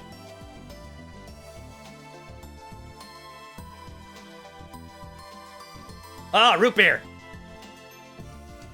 Alright, Dado and I will go buy some. I couldn't let the girls go. Oh, Fubuki and I will go. Me too? They were nice enough to invite us. It's the least we could do. I guess so. Okay, bye. I can just get whatever, right? Just get whatever, right? I see. Thanks, it's a big help.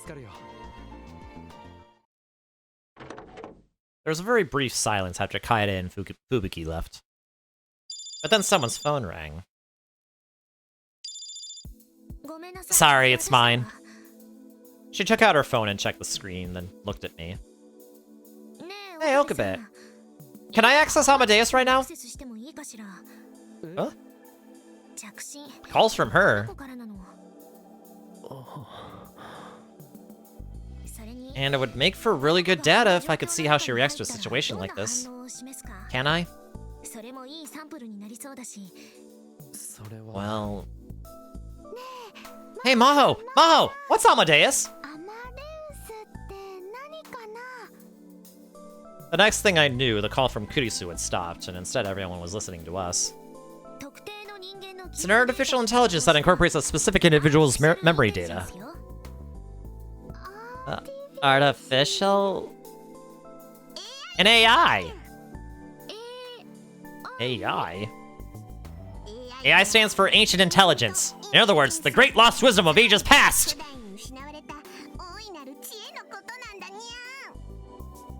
It stands for Artificial Intelligence. It's a program that thinks and learns on its own. But if it incorporates a specific person's memories, doesn't that mean it's a copy of them? All we're trying to find out right now is whether it's a copy or not. And that's Amadeus? Wow. I had no idea you were making something like that. Luca, do you know what he's talking about? No, I'm afraid I don't. It'd be easier to just show you, but... She glanced over at me. As long as you don't point the camera towards me. Alright. She sighed and reached toward the icon on the smartphone with her finger. What? You can run it on a phone? It's actually running on a university server. We just made it so you can use this as an access point. Daru was staring down at the screen with stars in his eyes. And as soon as I heard the voice from her phone... Come on, Maho! Why won't you pick up? What? Wow! What? You're not Maho. Who are you? Me? I'm Ichiru Hashida. Feel free to call me Ichiru if you want. Preferably with your eyes turned upwards and your cheeks slightly reddened. Why would I call you by name when I don't even know you? Who are you anyway? Sorry to scare you. Oh, Maho. Who is this? His name's Hashida. He's a friend of Okabe's. It's New Year's today, right? So I'm at his lab having a party with his friends. Right, Okabe. That cold, uncaring man. You should probably avoid hanging out with him too much. Otherwise, he might abandon you someday. Oh, now. There was ice in her words. She must have been really mad. Well, I guess I could understand why. So anyway, I'll introduce you all. This is Amadeus, an AI with the personality and memories of Kurisu Makise. What? Kurisu Makise? You mean the Kurisu Makise? The Hashida family's voices arose in unison. That's right, those two knew about Kurisu. And they knew what happened to her. Wasn't Kurisu Makise murdered at the radio building in July? Yeah. Kurisu Makise. So this is her. Oh. So you all know the original me, do you? Oh, well, yeah, I suppose. Don't let it bother you. I know what happened to my original. Oh, you do? That was easier said than done. Hey, is this a video game? Naya seemed to be the only one who didn't get what was going on. But for now, I was glad of that. Her words broke the tension that was building up in the room. I'm not a video game. I'm an AI. I talk and think on my own, just like you do. Wait, is this really an AI? That's amazing! Maho's the one who's amazing. She made me. Everyone was staring in awe at Kurisu as she answered their questions. I started to regret this. I shouldn't have let Kurisu talk here. I shouldn't have made them all remember Kurisu. I needed to end this conversation as soon as possible. Hyojo. Huh? The second I spoke, Maho emitted a small cry of surprise. What's wrong? Amadeus just disappeared. Maybe the app crashed? That happens sometimes. Yeah, but I tried restarting and it couldn't connect to the servers. Maybe they're doing a server update? So, nobody told me about it. Unless I can still get a data connection here. Ferris had tried and succeeded to connect her own smartphone to the web. That's strange. This has never happened before. Hey, Okabe, can you try it on your phone? No, I don't think Kurisu likes me, but before I could end my sentence, I heard a crash.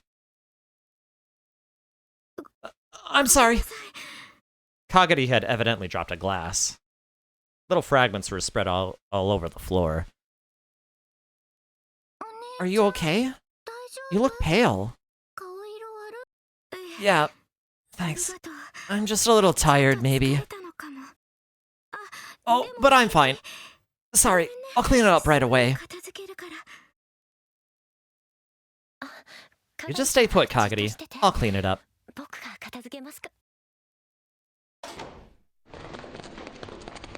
It was in the instant that Luca stood up to get the broom that I heard the sound. Oh no, is it the Rounders? Huh? Ah! It's the Rounders! Nobody move! Armed men stormed to the broom out of nowhere. Nobody knew what was going on. What? They were all wearing strange masks. They were all holding guns. Some of them had assault rifles.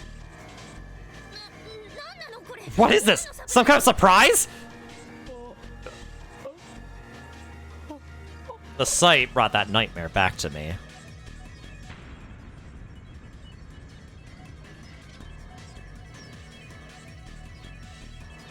Maedie's brutal murder, which I'd seen again and again and again and again. I thought I was okay now. I thought everything was over. Was this because of the world line change 2 weeks ago?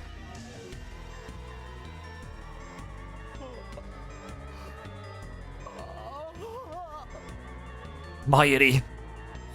Quiet! Maedie's going to die again. Okari, I'm scared. I said stay quiet! Maedie! A bang. A black hole in the floor. It's okay. That was just a warning shot. But it was enough to snap everyone out of their terror. Is that real? Okay, I...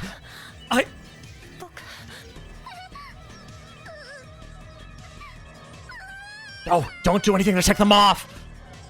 They were serious. They'd kill anyone they didn't need without mercy. Susaha! What was Susaha doing? It's no good. Naya was clinging to her legs and keeping her from moving.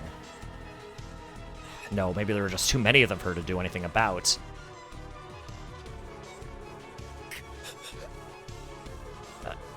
I had to do something, but my legs were shaking too much for me to manage anything helpful.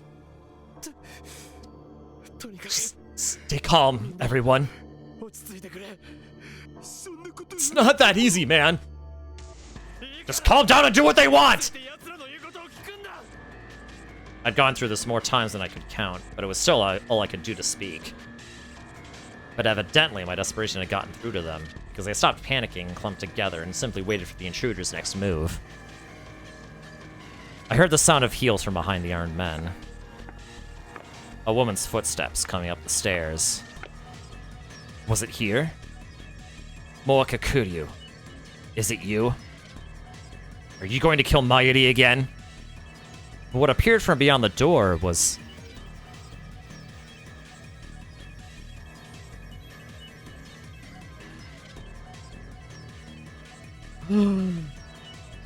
It's Yuki!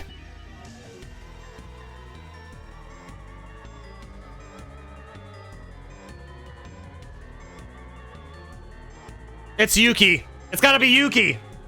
Because remember the second ending we got? Oh, a woman in black. She wore a skin-tight motorcycle suit and a black helmet. The black visor was pulled down and I couldn't see her face. It had to be her, though. But if it was, what did they want?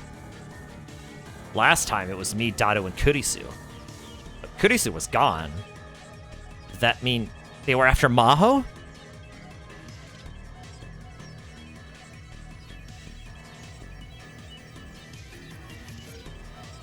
The woman silently looked around the room and then walked over to us and reached out her hand.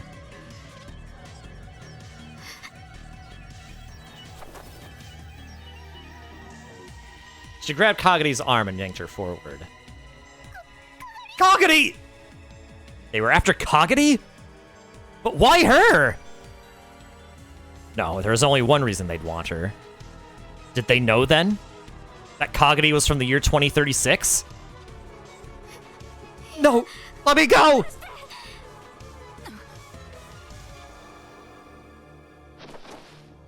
Kagari struggled.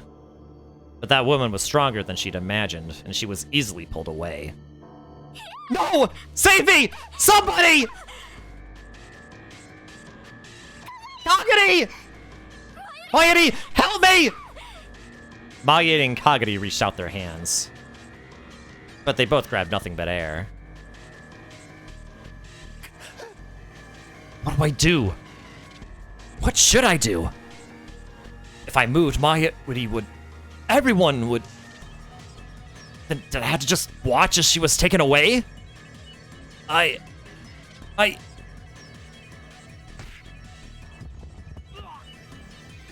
There was suddenly a scream from near the door. By the time I looked over, the second man was already falling to the floor. Hey! What the hell's going on here? Raunchy! Base Mr. Braun! Not being a butthead this time! Seemingly. Damn it. Before he could turn his gun around, Tanuji had grabbed his hand and twisted it upwards. I heard the dull sound of a snapping bone. The man seemed unsure of how to handle this sudden intruder. One of the men decided to run toward us. He reached for what looked like the weakest member of our group. Normally, this would have been the right choice, but this time it was the worst choice he could have made. With speed that you would never imagine for someone so huge, Tanuji closed the gap between himself and that man in an instant, slamming him into the wall. When they saw him bounce off and hit the floor, the others became deathly pale. And then Suzuha, whose legs were now free of Naya's grasp, moved as well. Ha! A thin, muscular leg, the exact opposite of what you'd expect to see from Daru's daughter, lashed upward, straight for the motorcycle suit woman's neck.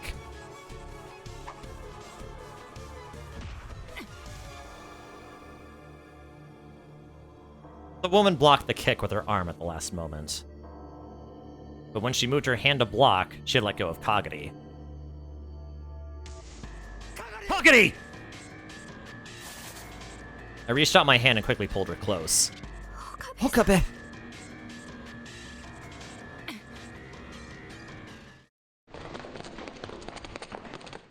Realizing the tide had turned, the woman leaped out of the lab in an instant, clutching her injured arm.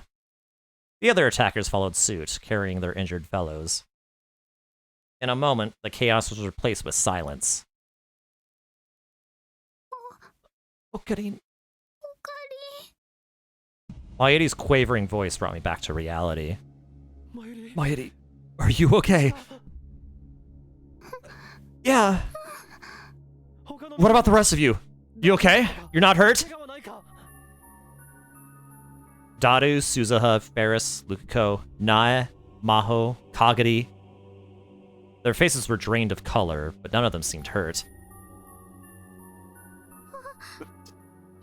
Daddy! It's okay. It's okay now. Daddy will keep you safe, Nae.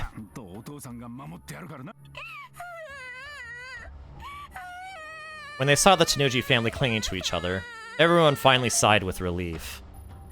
But still... Hey, Okabe. Tell me what the hell's going on. Who were those people? I'm surprised you don't know. No. Abuse Machi for I being don't a know. Monica Sayori Yuri and Natsuki hater. Orville, you're projecting again. I'm just gonna abuse you for being a Sayori Yuri and Natsuki hater. You're a Monica hater, I mean, I guess that's fine, you do you. But... I didn't. At first, I thought they were with CERN. But if they were, there was no reason for Tanuji to be here. Yugo Tanuji was actually FB, the leader of the Akihabara Rounders. Of course, it was possible that someone working for FB, Moeka, for example, had acted without his knowledge.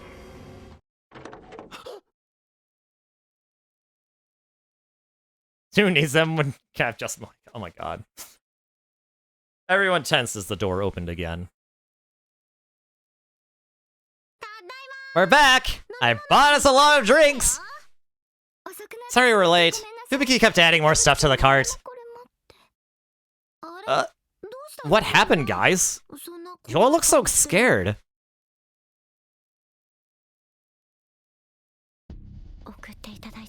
Thanks for taking me home. Yeah. It's fine. Of course, after that, the New Year's party was cancelled. I knew Mayuri had really been looking forward to it, but none of us were up for partying after that. I told everyone I'd give them an explanation another day. For now, I decided to send them home for safety's sake. Everyone but the Tanujis walked with me to the station. Those who were taking the train home split up with us there, and the rest came with me to Yanabayashi's shrine. I have to catch the rest of the stream from the VOD. Yeah, you probably have to go to bed soon, right, Pika? Oh boy. Yeah, I'm probably not gonna stream for too much longer, but we'll see. We'll see. You're a little sleepy today. Yeah, that's fair. That's fair. Totally fair, Pika. Dang it, Violet. But yeah, this is quite a change here. But hey, at least Mighty wasn't shot in the head this time. So we're okay here. Why does it seem to be that whenever Mighty throws a party, something happens? Like the first time she did it, she got shot. The second time she did it, in the other timeline, the world line shifted drastically. And now this time, stuff came in. Like, yeah, what are you doing out of VC? Yeah, what are you doing out of VC? I mean, I feel like she was here the whole time, maybe. But yeah. Where, wait, what happens if I... No. I'm not gonna try.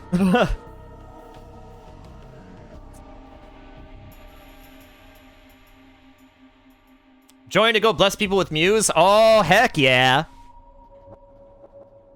Let's go. Definitely understandable. You're doing the Lord's work. You're doing Lord Honiko's work. But yeah. So yeah, if you need to catch the rest of the VOD, that is fine, Pika. I will make sure that I have it uploaded as soon as possible once I am done. So if you need to go to sleep, sleep well, Pika. And I hope to see you soon as well, especially since, you know, Splatoon! Yeah, one way or another, we're gonna be playing Splatoon soon, so, yeah. Sleep well. Daru, Suzuha, Lukuko, and Kagari were the only ones left.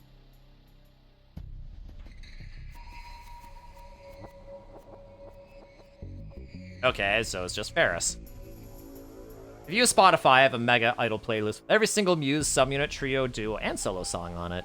He does! Can confirm. Nobody followed us? Don't worry. I watched carefully, but I didn't see anything strange.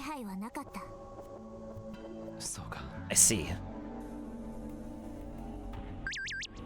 I hadn't seen anyone suspicious at Akihabara Station either. In Ikebukuro. Okay. Body is safe. If they were CERN rounders, I would expect to see them everywhere.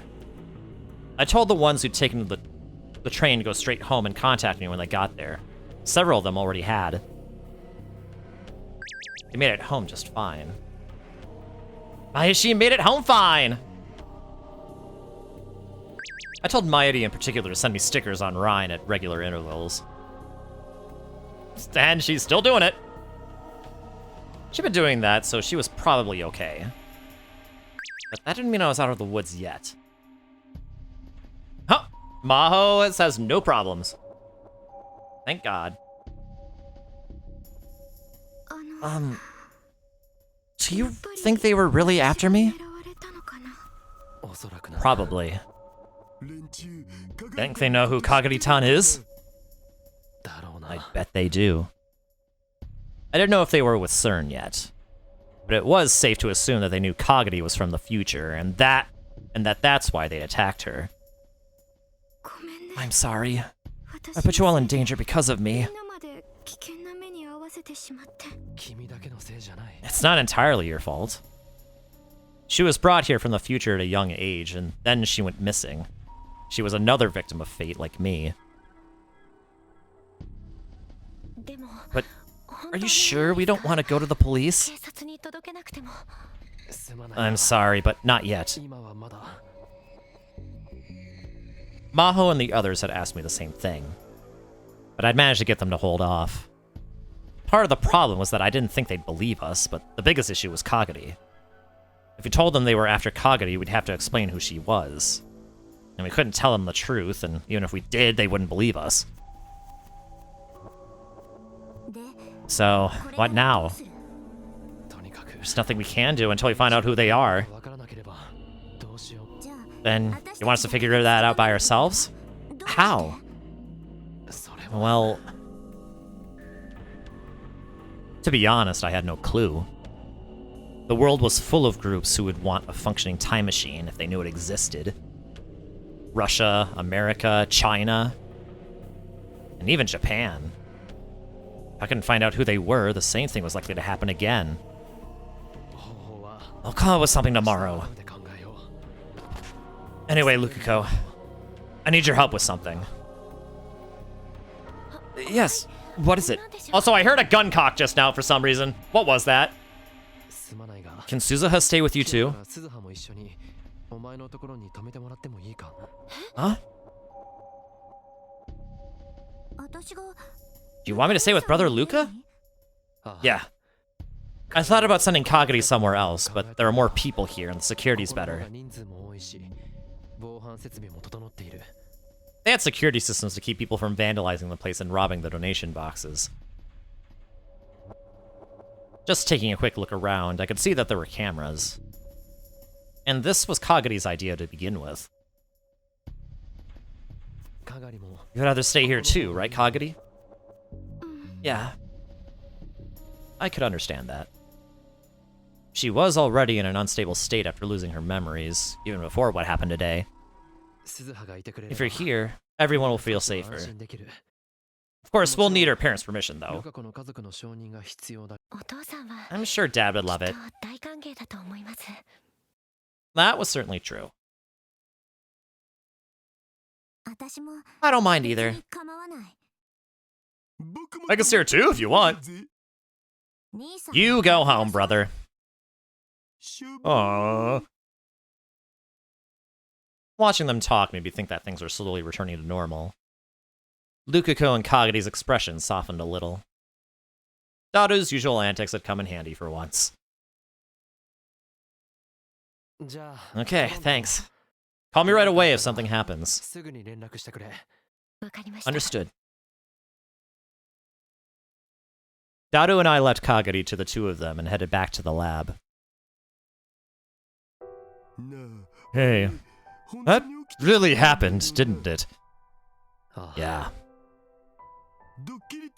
It wasn't some kind of candid camera thing. It was real, wasn't it? Real. Yeah, that was real.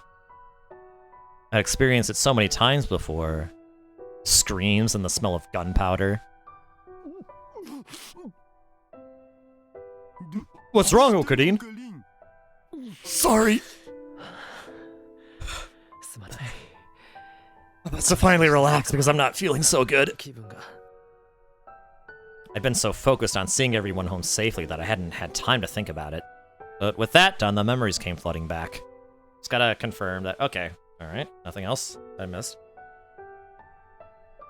The memories of last July. It's okay, I'm with you. Wanna take a little rest? I could feel Daru's huge hand rubbing my back. Strangely, it made me feel a little better. Thanks. I'm okay now. Don't push yourself too hard, man. Yeah. I started to walk toward the lab again, and Daru followed me, worried. Hey, Okadine. This is something to do with the time machine, doesn't it? Yeah. Is this also that choice of Steins Gate thing? The choice of Steins Gate?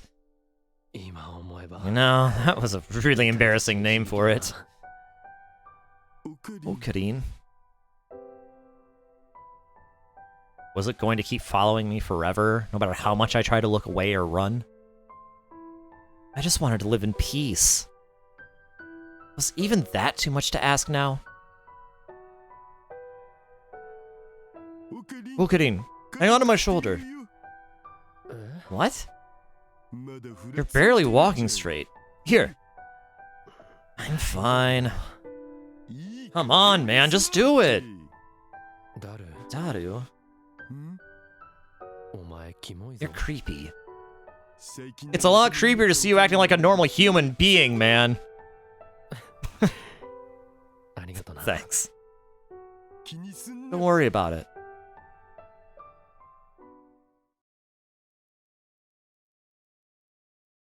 Whoa, we're going to Luca's perspective now? This has never happened before! This has never happened before! Oh my god! That's awesome! Luca Urashibara was sad. He'd been sad for a long, long time. It had been a long time since he'd met Rintarou Okabe, become friends, and began to visit the future gadget lab. Itaru Hashida, his classmate Mayuri Shina, and the other lab members all treated him as a friend. That by itself made him happy. He was just an ordinary, shy boy, and they accepted him anyway. He was very grateful for that. But still, he always felt like he was being left out.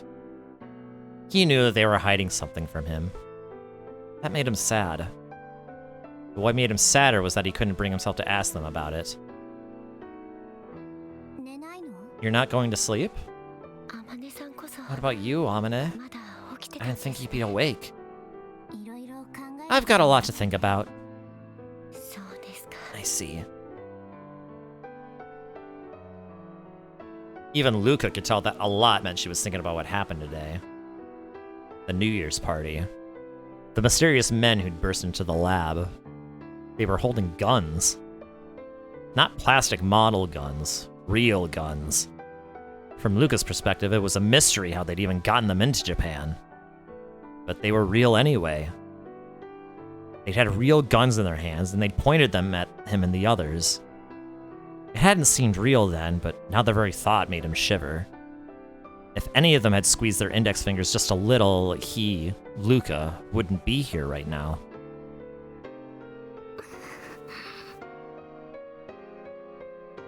Kagari Shina moaned softly in her sleep. She must have been really tired after everything that had happened today. She had gone to sleep almost immediately after she'd laid down, and her short breaths had soon changed into moans.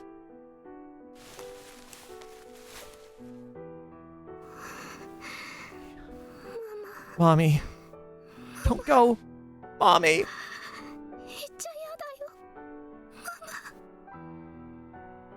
Was she dreaming of her mother? Mommy. Mommy, Mama Mayuri. Even that didn't surprise Luca much. She'd started calling out that name in her sleep several days ago. Kagari Shina. Mayuri Shina. At first, he just thought it was a coincidence that they had the same last name. But...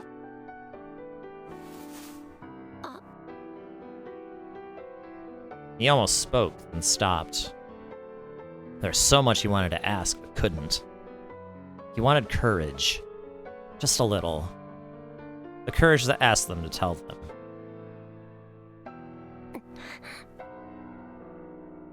He reached under his pillow and felt something hard. It was a cheap toy sword, the kind you could buy at any store. But still, it was his treasure. He held the hilt tight.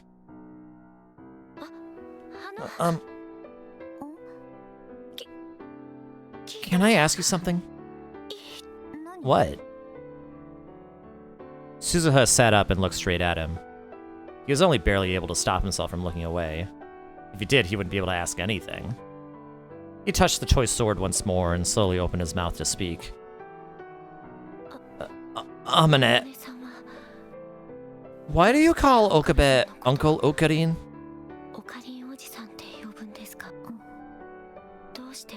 Why do you call Mayuri Big Sis Mayu? Why do you call Paris Big Sis Rumi? Why do you call me Brother Luca? When she says Mama Mayuri, she's talking about Mayuri, isn't she? Why does she call her that? I know I shouldn't be saying this, but I think it's better that you don't know. でも知らない方がいいと思う。そうやっ Are て you just trying to keep me out of everything again? 僕はまた蚊帳の外なんですか。僕だって I want to know what's going on too. I want to share in what all of you are going through. 皆さんと同じ悩みをルカ兄さん Brother Luca, 教えて will you tell me? もらえませんか。 She looked at him straight in the eye for a moment, silently. Luca simply waited. You also get all the English song names? Not all of them are in English, is the thing. I don't know if a lot of them have official English names. That's kind of the issue. オカリンおじさんがさ、 I think I understand the reason why Uncle Okari doesn't tell you anything. 私理由 The reason why? ですか。 Or at least the Romaji versions. Okay. Yeah, okay, you know, fair. ルカ兄さんには He wants you to stay completely part of this こ world. の世界の人でいてほしいんだよ。ルカ兄さん He wants you to be the one person who only knows the world as it is right now. でいてほしいんだ。それが I think that's what saves おかりん him. おじさんの救いなんだ。僕が I'm what saves him? 救い。あ、 Yeah. そう That's... Now that she told him that, he couldn't ask any more questions. Did Rintaro Okabe really think that? He didn't even know. In the end, he would never know anything. And that only made him sadder.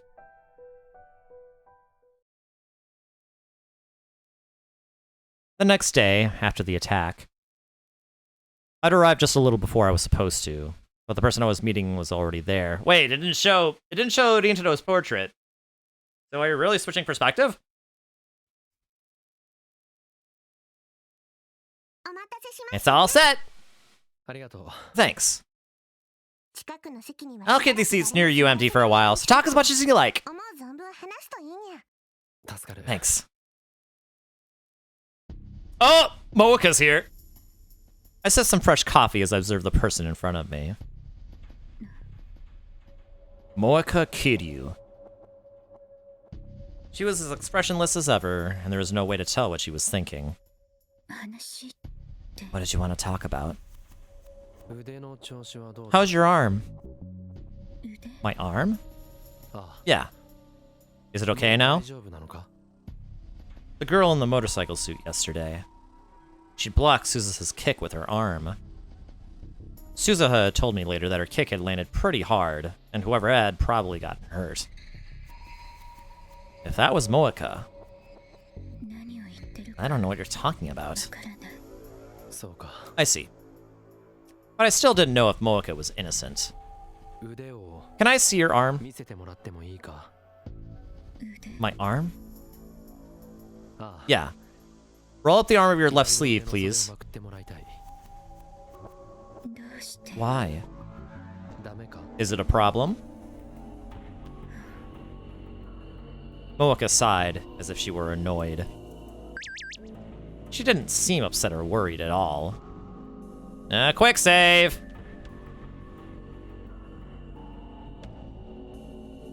You know what that means. Bitch!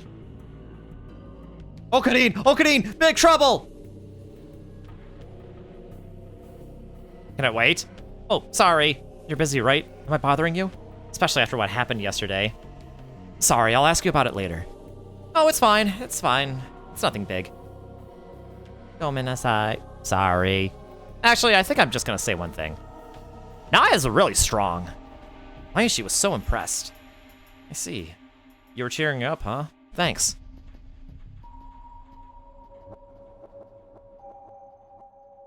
And that made me worried. Why was she so calm? Moeka rolled up her sleeve like I asked her to. Her skin was a deathly pale white. There was nothing else. There were no bruises and no trace of her trying to hide something with foundation. Of course, there were also no bandages. ありがとう。 Thanks. しまって You can put your sleeve back. Moeka tilted her head just a little and rolled her sleeve back down. The girl in the motorcycle suit wasn't Moeka. This wasn't a big surprise. I'd already assumed that she wasn't. Come to think of it, Moeka knew that Kagari Shina was with us a long time ago. There was no need to attack when so many people were around. Moeka had nothing to do with this. Knowing that for sure was progress. But that left me with a new problem. Who was the woman in the motorcycle suit then? In order to allay Moeka's suspicions, I asked her for a report on her research and told her to keep it up. Then I said goodbye and headed to my next destination. And this was my next destination. Future Gadget Lab, apparently. It took real dedication to open a store like this on the 2nd of January. Oh no, he's going into Mr. Braun's shop? I took a deep breath, steeled myself, and went inside. Excuse me.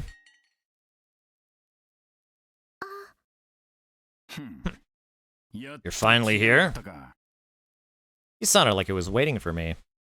You came to explain what happened yesterday, right? That's part of it. Tenuji had been really pushy about last night, so I told him I'd explain today. So? What was all that about yesterday? Before we get to that, I want to check something. What happened last night? That wasn't you, was it? Tenuji always looked angry, but now he looked even more pissed off. Me? How's that supposed to mean? Why would I send those guys after you? You don't know? Of course I don't! Because I checked to see that Nai was nearby before I spoke. Because you're a rounder, Mr. Ferdinand Braun. Or should I call you FB? Ferdinand Braun. Karl Ferdinand Braun, 1815 to 1918. German. Winner of the 1909 Nobel Prize in Physics. Inventor of the Braun tube.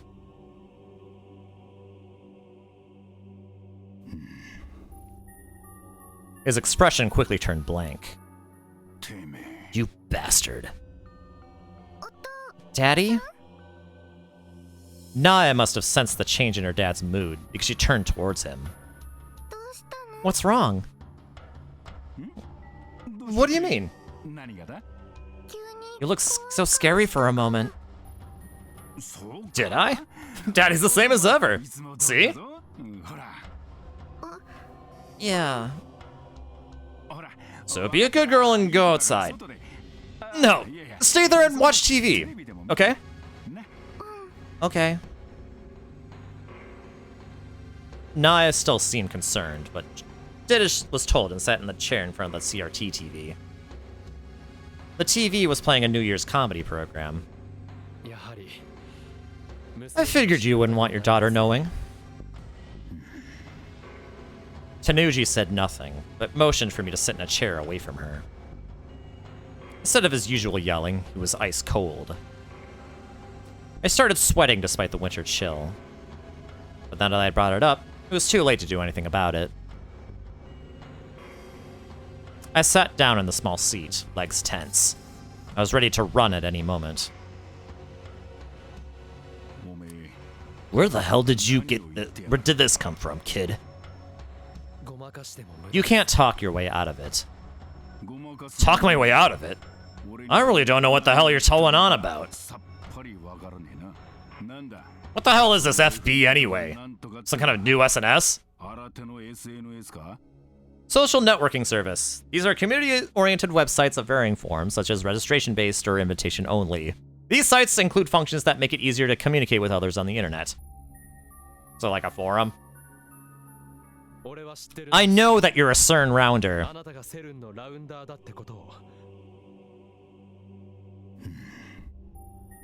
His eyes felt like they were boring a hole in me.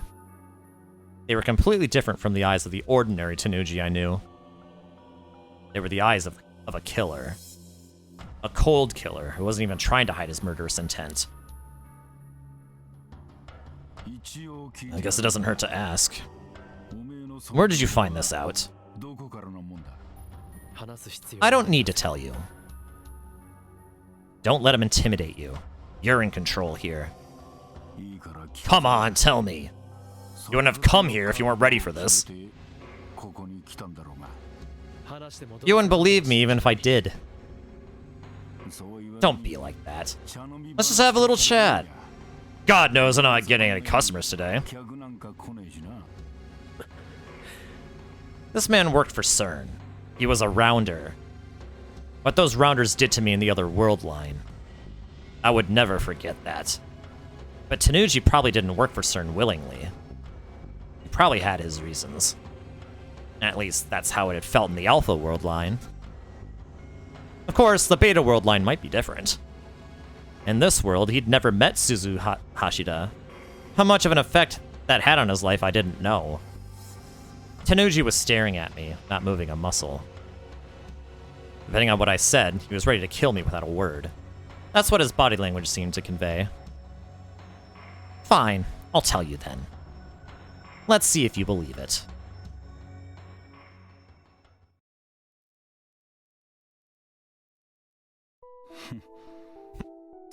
World lines, huh?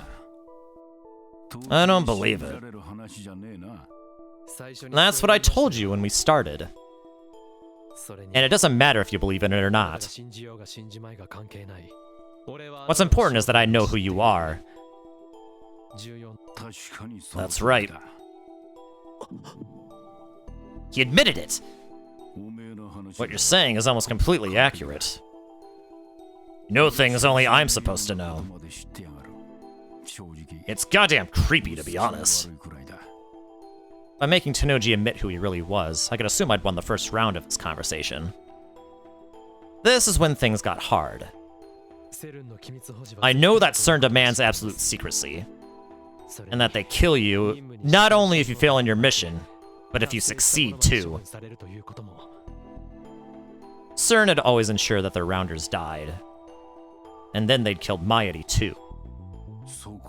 You knew that too? Then... He slowly stood up. But this has nothing to do with your mission. I barely managed to squeak out the words. It's the same with your secrets. There was no leak. I knew them from the start. So there's no need for you to be punished. Am I wrong?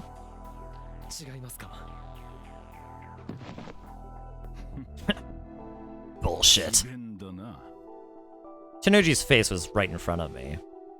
His green eyes were boring into me, and I couldn't even move. But I guess you're right. CERN never told me to look for this IBN 5100 thing. It never told me to bring you to them. If they didn't tell me, there's no need for me to do it. And if you don't tell anyone I'm a rounder, that's the end of that. No problem. Tanuji was looking past me toward Naya, who was still watching TV. His eyes had changed from those of a beast to those of a parent. So, what is it? You told me all this because you want something, right? I actually want your help with something.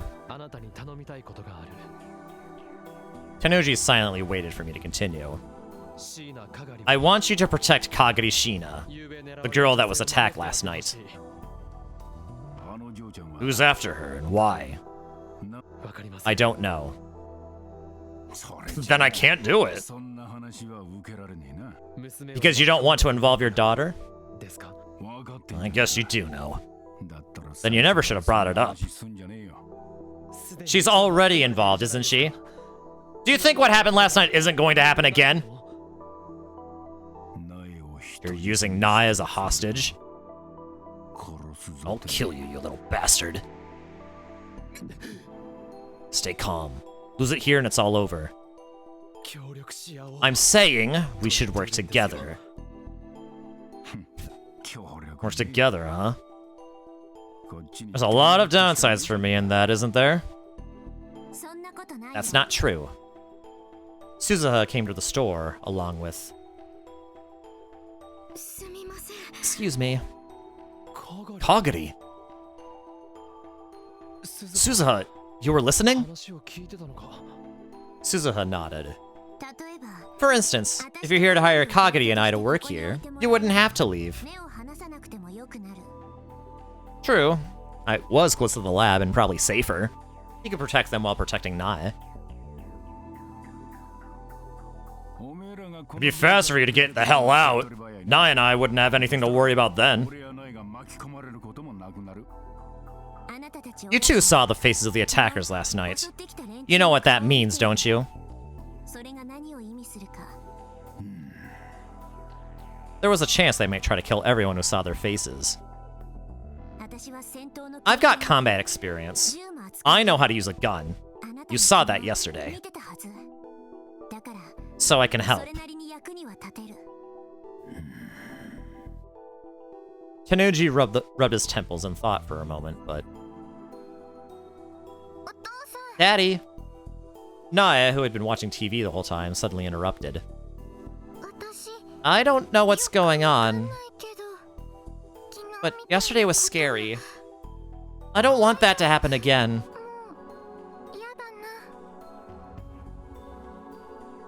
Nae. I was really happy when you protected me, but when I thought about you getting hurt, it made me even more scared.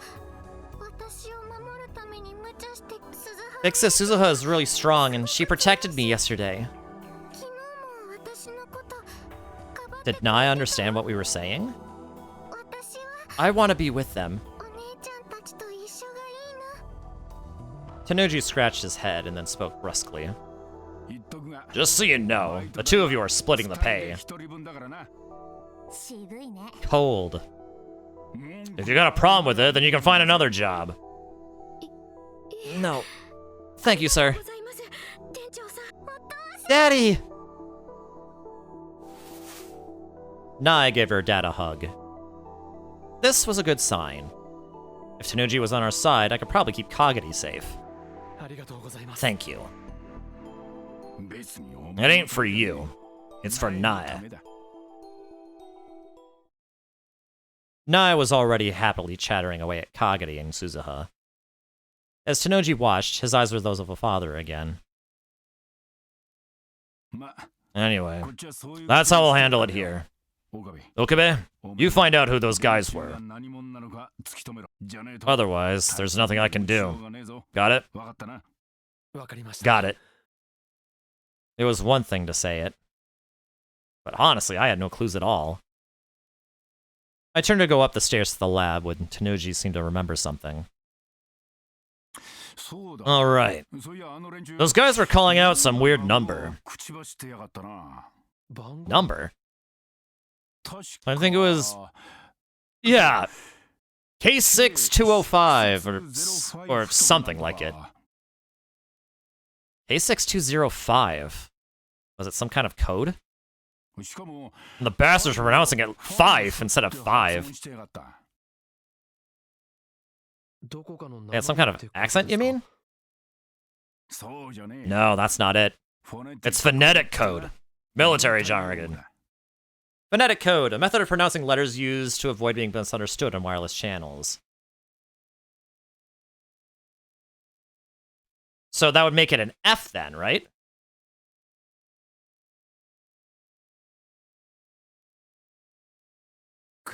Military. And it's a Western code, too.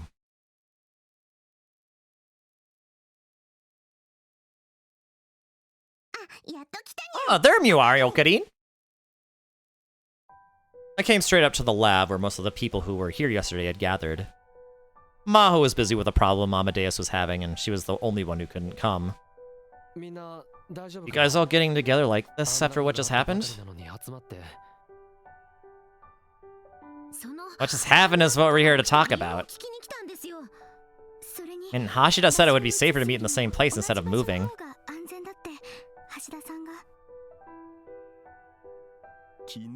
We're not dumb enough to attack when we've got our guard up. Especially not in the middle of the day. safer to have everyone together than split up. Maybe they were right. Whoever they were, it was hard to imagine them starting something in Akihabara, Japan in the middle of the day. I'm just glad you're all safe. Thank you for coming, Yuki. Pull up her sleeve! No, I was really worried after hearing about what happened last night. Because isn't it convenient that she had to be busy to call, that she had to call in for work the same time they were having the party? Isn't that just so convenient? Yuki wasn't here during the attack, but she'd come to see how we were doing. I still can't believe something that scary could happen in Japan, though. Even outside of Japan, it's not something you'd see every day. That was true. Nobody who lived a normal life would ever see it.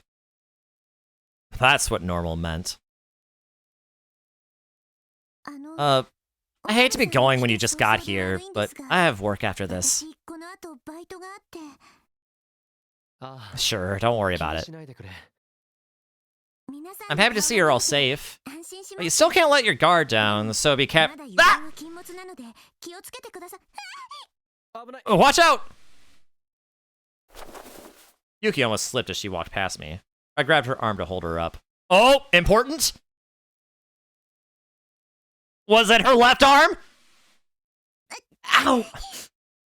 Oh, sorry. No, I tripped and hurt my arm there when I was at the station yesterday.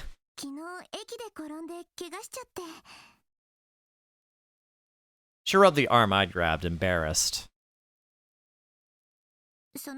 Another time when I trip on nothing at all. I hate being so clumsy. Take care, Yuki. Thanks. Okay, everybody. See ya. The door closed, and I could hear her footsteps trail off into the distance. 2 days of work in a row, right after New Year's, huh?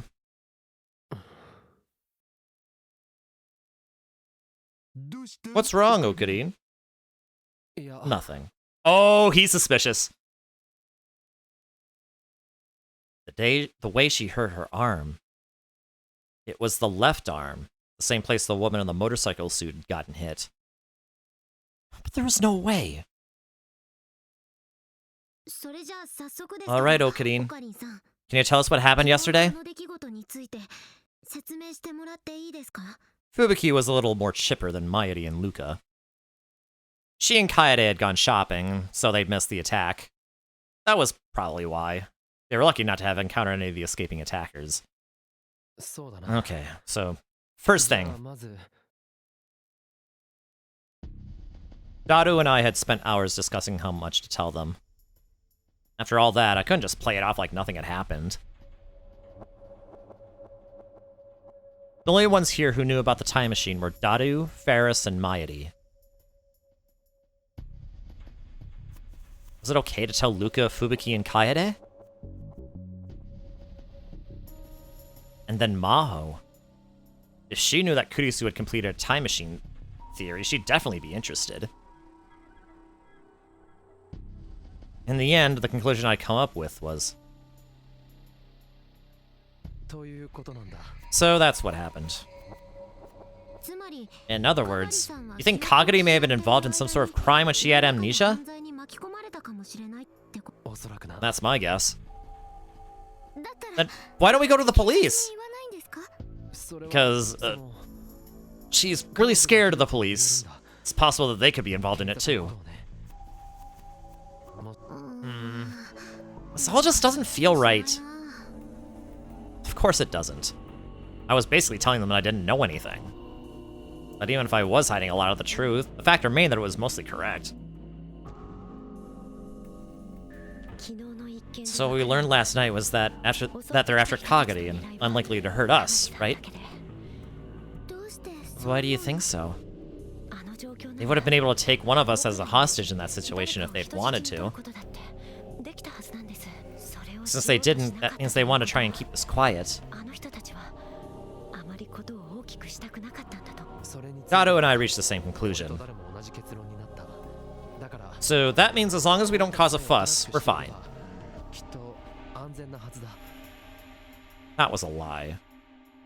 Just like Suzuha had said earlier. There was a good chance they might come after us because we'd seen their faces. But it wasn't smart to say that and worry everyone. だから So I don't think it's a good idea for Nakase and Kurishima to come around here for a while. 来ない方がいい。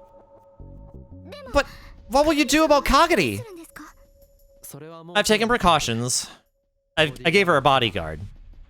ボディーガ A ード bodyguard? ですか？ 昨日 Two, actually. The two who drove them away last night. よな。 Suza and the owner, right? だね。 Oh, like how with the huge muscles. でもそれだと But that means she's going to have to live in fear that she'll be attacked again. 怯え続けることに。 That was right. Just playing defense wouldn't solve anything. こっちはこっちで I'm planning on hiring a detective to see if I can find out who's after Kagari. カガリが誰に狙われているのか。ある程度 Once I have more information, I may go to the 場 police. 合によっては警察に話す。 Of course, more than half of that was lies again. If I went to the police or a detective, they wouldn't believe me about Kagari being a time traveler. But what was important now was calming everyone down. From there, I'd have to solve things myself. To be honest, I was sick of living in the middle of a conspiracy theory. But it was the only way I can get my everyday life back. I think. Hey, Okarin? Are you listening? What? Oh, I'm sorry. What were you talking about? の話だ。 I told Kuraki about what happened yesterday.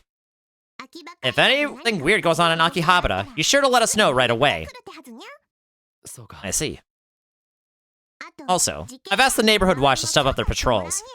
Whoever they were, that will keep them away for a while, I think. ありがとう。 Thanks, Ferris. セイリス That's a huge help. 助かるよ。 No problem. あの Is there anything I can do? が手伝えること。かがり Kagari's in trouble and there's nothing I can do. 僕 And I can't help you either, Okabe. It's 岡 just... 部さんの力にもなれないなんて。そんなの。 Mayashi wants to do something for Kagari too. さんのために何でも But is there anything we can do? Is there anything we can do? あるのかな。 Well... Everyone fell silent. Even after all that had happened to them, they still wanted to help. But I couldn't let them be in danger. And then I remembered what Tenoji had said. K6T... K6205. What's that? Supposedly, it's something attackers yesterday were saying. But I have no idea what it's supposed to mean. Hold on, I'll goggle it. Hold on, I'll Google it. I'll goggle it. That's slang, to search on the internet. Hold on, I'll Google it. I know what they mean, they're trying to be lawyer-friendly, I guess. Dado opened a browser and quickly typed it in. I'm only seeing product IDs and stuff. Tenoji said they might be military. So it might be a military code. Which meant there was nothing we could do. I was hoping there might be some clue, but... ケヘル Kettle? Kurishima, what did you say? 今なんて No, I was just thinking that K might mean a K shell number. A what number? Is that supposed to be like K shell?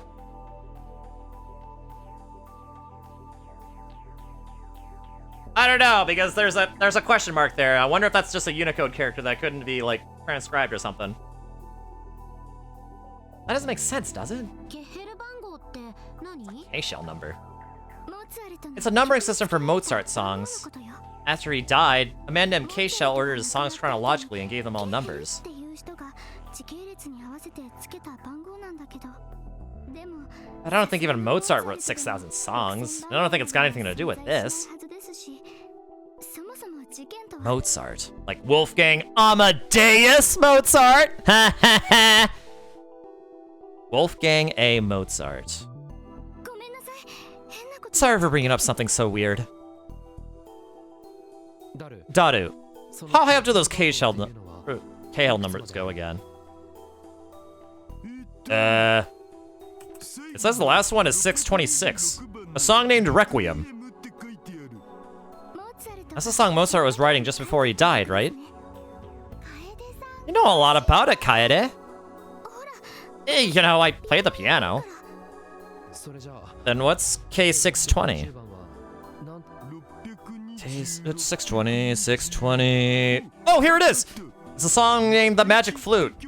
An opera written by Mozart in 1791. Its co-shell number is 620. Mozart was commissioned to write this opera for public consumption by the manager of a Viennese opera house. But it's said that both he and the manager were members of the Freemasons, and the lyrics contain many allusions to Freemason symbols and teachings. Okay. The Queen of the Night aria is its most well-known song. It also has been turned into a movie. I'd heard the name before, at least. Let me see. Actually, let me look at this.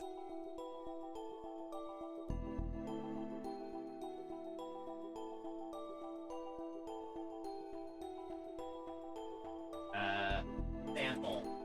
I want a sample. Is there a sample on Wikipedia? Presumably there is.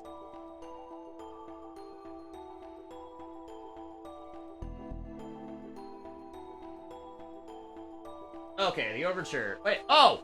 Oh, so it's not, oh, okay, so it's like it's an entire freaking orchestration. So it's like okay.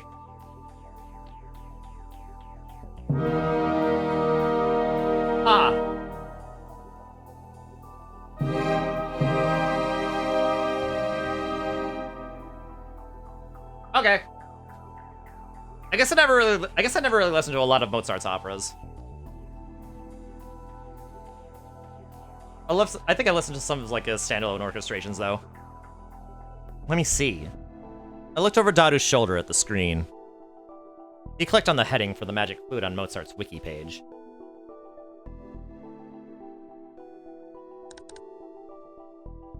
The Magic Flute.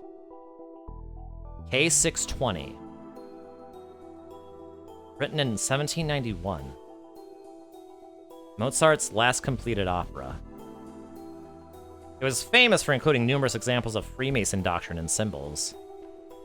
Freemasons, a secret society founded sometime between the latter 16th century to the start of the 17th. It was said to be a union of stonemasons who built cathedrals, monasteries, palaces, and castles. Branches still exist all over the world, and the organization has over 6 million members. In conspiracy theories and fiction, it is often depicted as a terrifying secret organization that rules the world. So K6205 is what? The 5th song in the opera?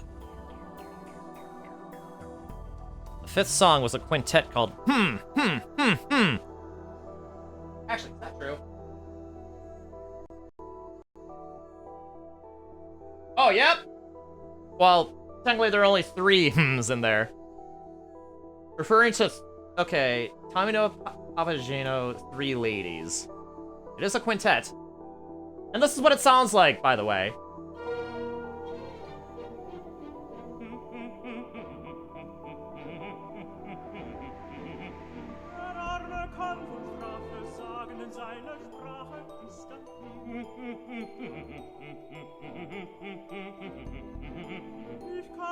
I can probably see why it's called that.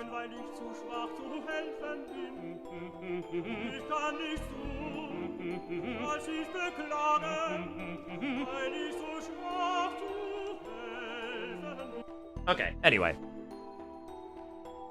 Papageno, the bird catcher, has a padlock placed over his lips, and this is his song begging someone to open the lock. Mozart. Amadeus.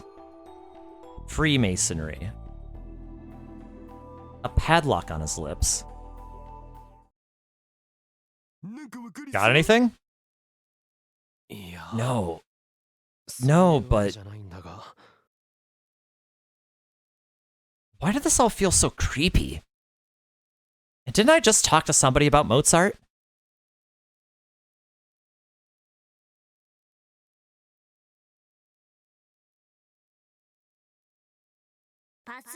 Don't look at the password.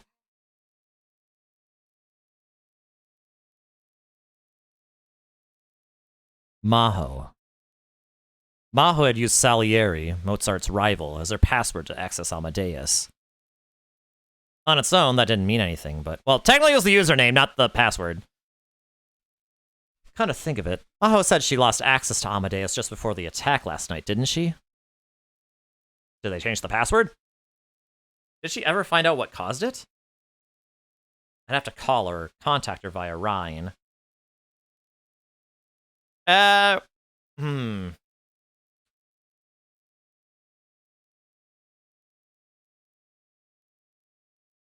Which would be faster? Oh, okay, so this is a decision.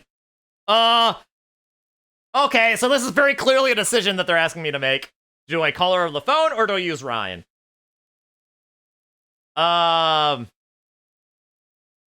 Okay, well... Ugh! That's a good question! On the one hand, a phone call is transient.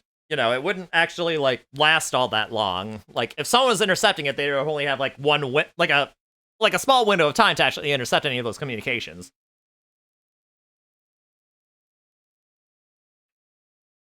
But on the other hand, Ryan is something that Daru had developed. So it's something that really that only they have on their phones. So presumably he made it so that... Presumably he made it more secure, maybe? And harder to crack, because, you know, that's what he does. He's a super hacker, after all.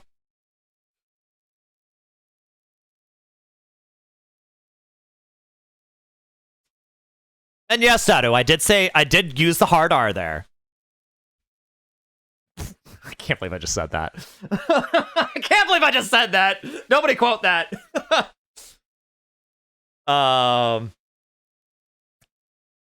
But anyway, yeah, so those are the choices that we have between calling or using Ryan. I'm leaning towards using Ryan personally, so that's what I'm going to do. I'm not going about which would be faster. I'm going by which would be safer. There's something I want to ask you. Got some time? I hope she'd pick up soon. Ah! I suddenly got a message that almost made me leap out of my chair. I looked at my screen and saw it was from Maho. Did she see my message and call me? What? Was there something else? No, there was something I wanted to ask you. Wait! Wait! Something else? What? No, there's something I wanted to ask you. Make it quick. Her irritation was plain from her voice, which meant that she hadn't solved whatever problem with Amadeus was. How are things with Amadeus? Not good. The system's down? No. I can't access it. Which meant someone may have taken over the Amadeus system. Taken over? Amadeus? But why? Sorry. Was there anything else? Once I know something, I'll call you. She hung up on me. Was that Mahotan? What'd she say? She said it looks like somebody's taken over Amadeus. Taking it over, huh? I thought there might be some connection over this Mozart thing, but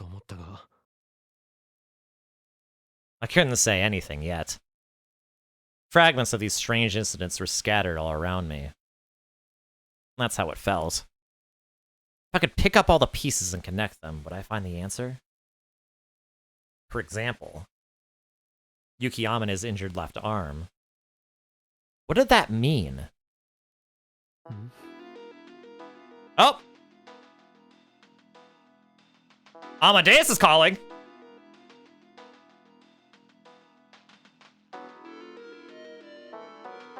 Do we pick it up? Just as I was about to put my phone back in my pocket, it rang again. At first, I thought that Maho might have been forgotten to tell me something, but when I saw the screen, I gasped. What's this? Oh, kidding. Who's calling? 電話誰から？ I stared at the screen, unable to answer. The phone kept ringing. What was the meaning of this? Why would Amadeus, who'd been taken over, be calling me? Was this some kind of trap? What should I do? Yeah, I'm tempted to not pick this up. Because if Amadeus was taken over... But at the same time...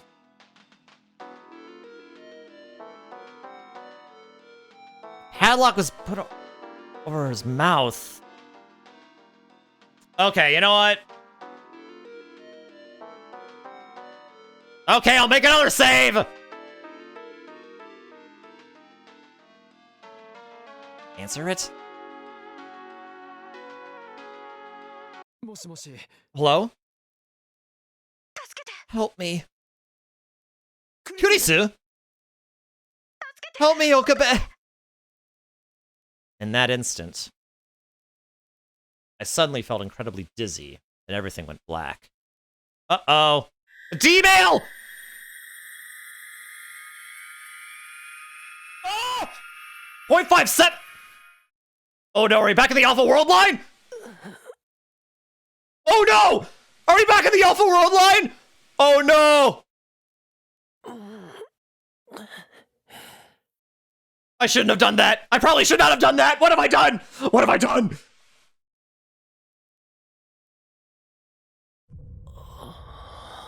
I shouldn't have done. I probably shouldn't have done that. What have I done? What have I done? What have I done? I felt like I was floating up from the bottom of a black pit. My mind slowly began to clear. Where am I? I slowly looked around the room. There's no way I could mistake it. This was the future gadget lab. Place I'd been just a moment ago. There was nothing unusual about it, except for the fact that everyone was missing. They'd been there just a moment ago, but now they were all gone. I looked at the clock. It had been just about 3 p.m. when I finished my call with Maho. Only a few minutes had passed.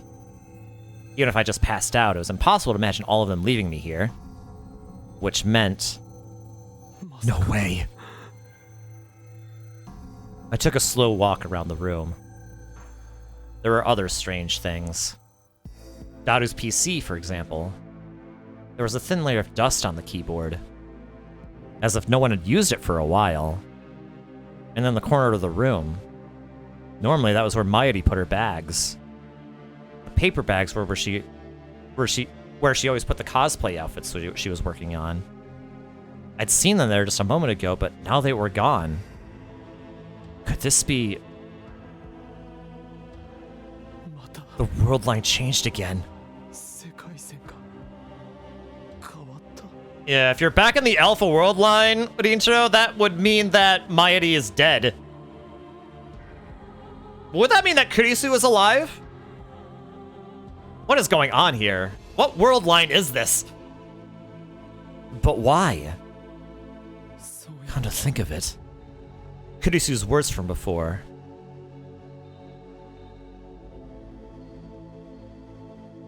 Help me, Okabe!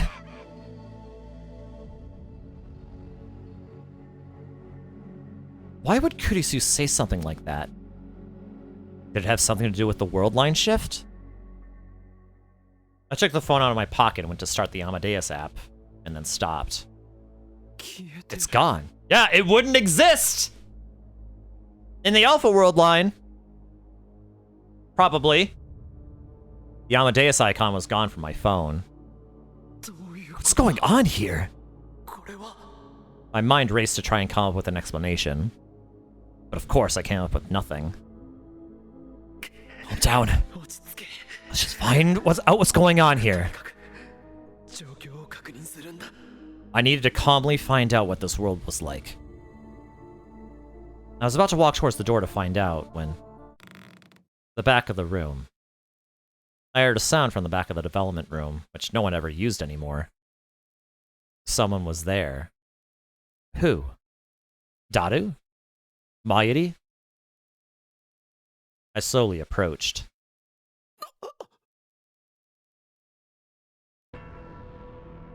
I almost couldn't breathe. I never forgot. I'd never forgotten her. The girl standing there was Kurisu Makise. Oh, he's back in the Alpha World line! Antonomic duel? Oh my god!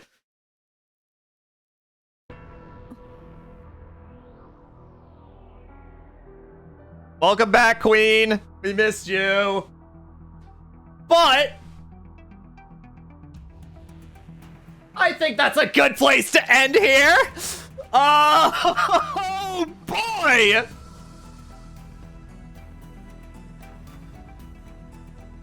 Why are we back in the Alpha World line, man?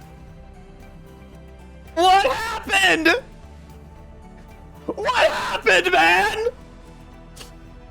Why are we back in the Alpha World line?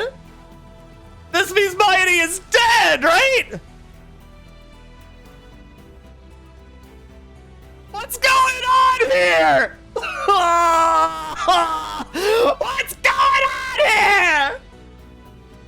Oh, well, okay, I guess we're gonna have to find out next time. Oh my god, man.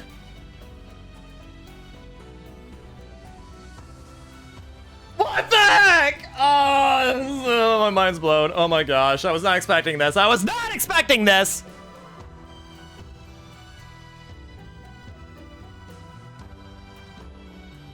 I was not expecting this. What the heck, man?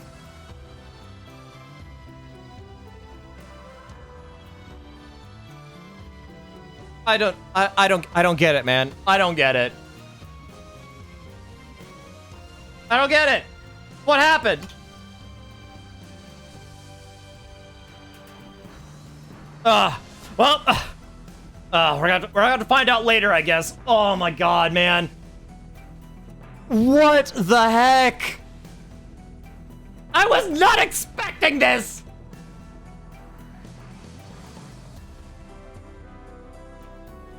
I really don't get it. Okay, you know what we're gonna do? We're gonna raid Pink. We're gonna raid Pink now. I need to be like, okay.